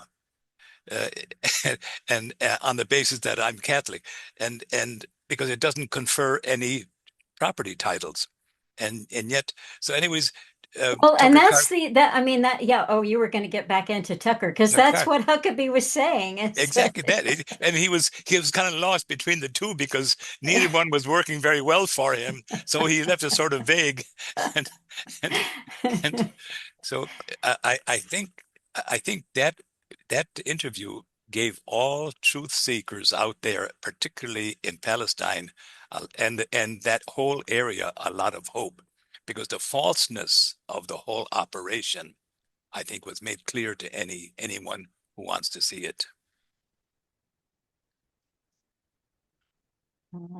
we shall see. Yeah, and the name changes of the entire government. They changed their Ukrainian and Polish and Belarusian Russian names to fake Mediterranean names. I mean, Netanyahu, and the sad thing is that the people of Israel have been wanting him out for a long, long time. He's just a gangster. Yes, yes. He has done enormous damage. Uh, I think the Jewish people all over the world are going to go through a bad period now, brought about by prejudice against all Jews because of what the world has seen going on in Gaza. And that's a pity because it should not apply to all Jews. All Jews, again, the Jews are leading the campaigns for the Palestinian people. Mary and I were part of Jewish Voice for Peace for years. They've been operating for years, long, long ago. In Oregon, there's so many, so many. So I'm just hoping that people will keep that in mind, that the plague of our times is Zionism, and people of the Ashkenazi version of Judaism. It's so sad that they're in the wrong part of the world. They don't belong there. It's Yeah, it's going to be very hard and sad times, I think, ahead because the you can't we what we've seen just in the last year and a half is people are no longer saying they're no longer afraid to say this isn't right.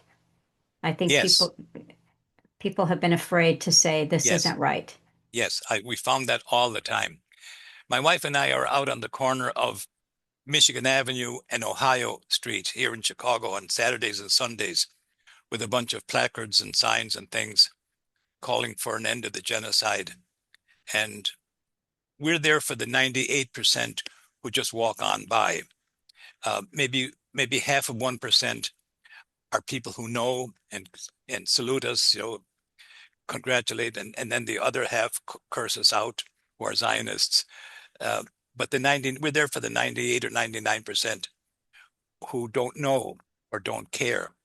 And we're just hoping to just cause them to think a little bit, because a couple of 100,000 pairs of eyes sees us on that corner every day. It's a very busy street, both pedestrians and vehicular traffic. Are you joined by anyone else? No, but we're suggesting that because it seems to be pretty efficient for just one or two persons, we're asking other people to do the same thing on other main corners in all the cities if it could happen. Because we're doing this, we're doing the mainstream media's work that they're not doing, Yeah, and we think it makes a difference. We hope it does. We don't know yeah, for sure, of course. yeah. So, and that's one of the things a person could do. And in addition to writing, sending new information, but above all, in all of my letters to the U.S. representatives and senators, it mostly goes out to the 115 or 120 BCC people I include, on the basis that they see that this is done, and they should be doing the same thing, Hmm. including the BCCs, in order to get things going. So Yeah. that's where we are. I shouldn't be slying. My heart is broken actually at and there's no way a person can live these days other than in grief. Grief is a natural condition for sane people in these times, I believe. Hmm. It's so desperately sad. It is, yeah. I mean, I think it's our natural God-given condition to be filled with joy and love. And I Yes. like to laugh. I laugh a lot, but you never for a moment forget the horrors that you have lived through, that your parents have lived through, your grandparents, and that people around the world are currently living through right now. And there are some people over the years, I've heard them say, when you tell them what's going on or what is coming down, they'll say, "Oh, well, thank goodness I won't be around to go through that." Or, well, I don't have children, so I don't care. It's when I'm gone, whatever. And it's Yeah. like, no, you're not just doing this for future generations. You're doing it for generations who have lived and died. Hmm.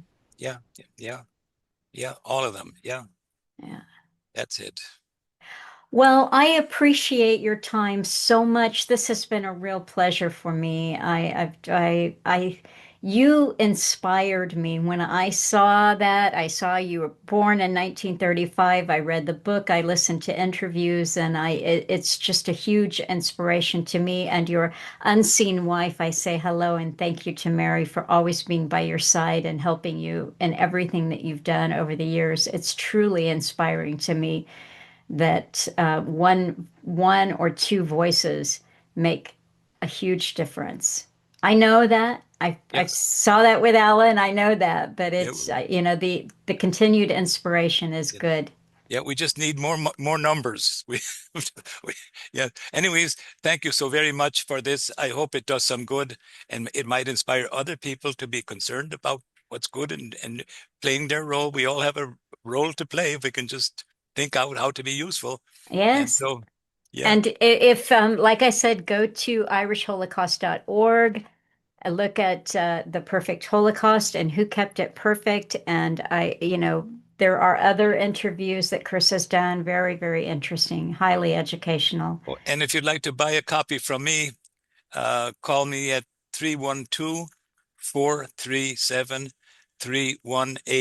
312-437-3189. I've been selling on Amazon for the last 10 years or so, but they have put up two new unauthorized versions of my book beside mine, and they have taken the little yellow star you could see on the front of that Hmm. book. Hmm. They put that star. It says 92 pages more than the first edition. They have that star on the two that they're selling and keeping the money for, and they've taken that star off my book that I'm being paid for. And Oh, okay. No, don't get it on Amazon. no, Definitely call Chris. yeah, yeah, call me. This is shocking. And I don't think anything can be done. These are odd times for America. There was a time when we had a working police and justice system. They're not working now. They're not No, working for no, anyone hardly. And no. so, and this is a fait accompli. I cannot reach anyone at Amazon, and there's not enough money in it for lawyers who need to make a living. They need to Hmm. have. There must be enough payback for lawyer in order to spend the time. So there's no justice in this case. There will be no justice, and I understand that. And it's not the end of my life. The end of my life is coming soon enough for other reasons. But in any event, um, we have to let that go, and so you can take it from me. Um, and I think we'll just say goodbye then, shall we, Melissa? Yes, Chris, thank you. I'm honored. I just feel so privileged to have had this opportunity, and I thank you again for your time and Thank incredible you. knowledge. Yeah. Thank you. Thank you. Just another person just came across some interesting information that we all needed to learn. I learned it myself and I passed it on to others. Thank you again. Thank you. All right.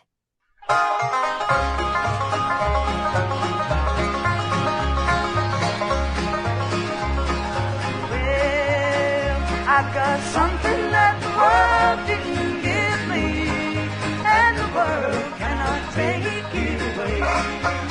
And I've got something that the world didn't give me, and the world cannot take it away. Well, it is love, sweet love, oh, sent to me from my Father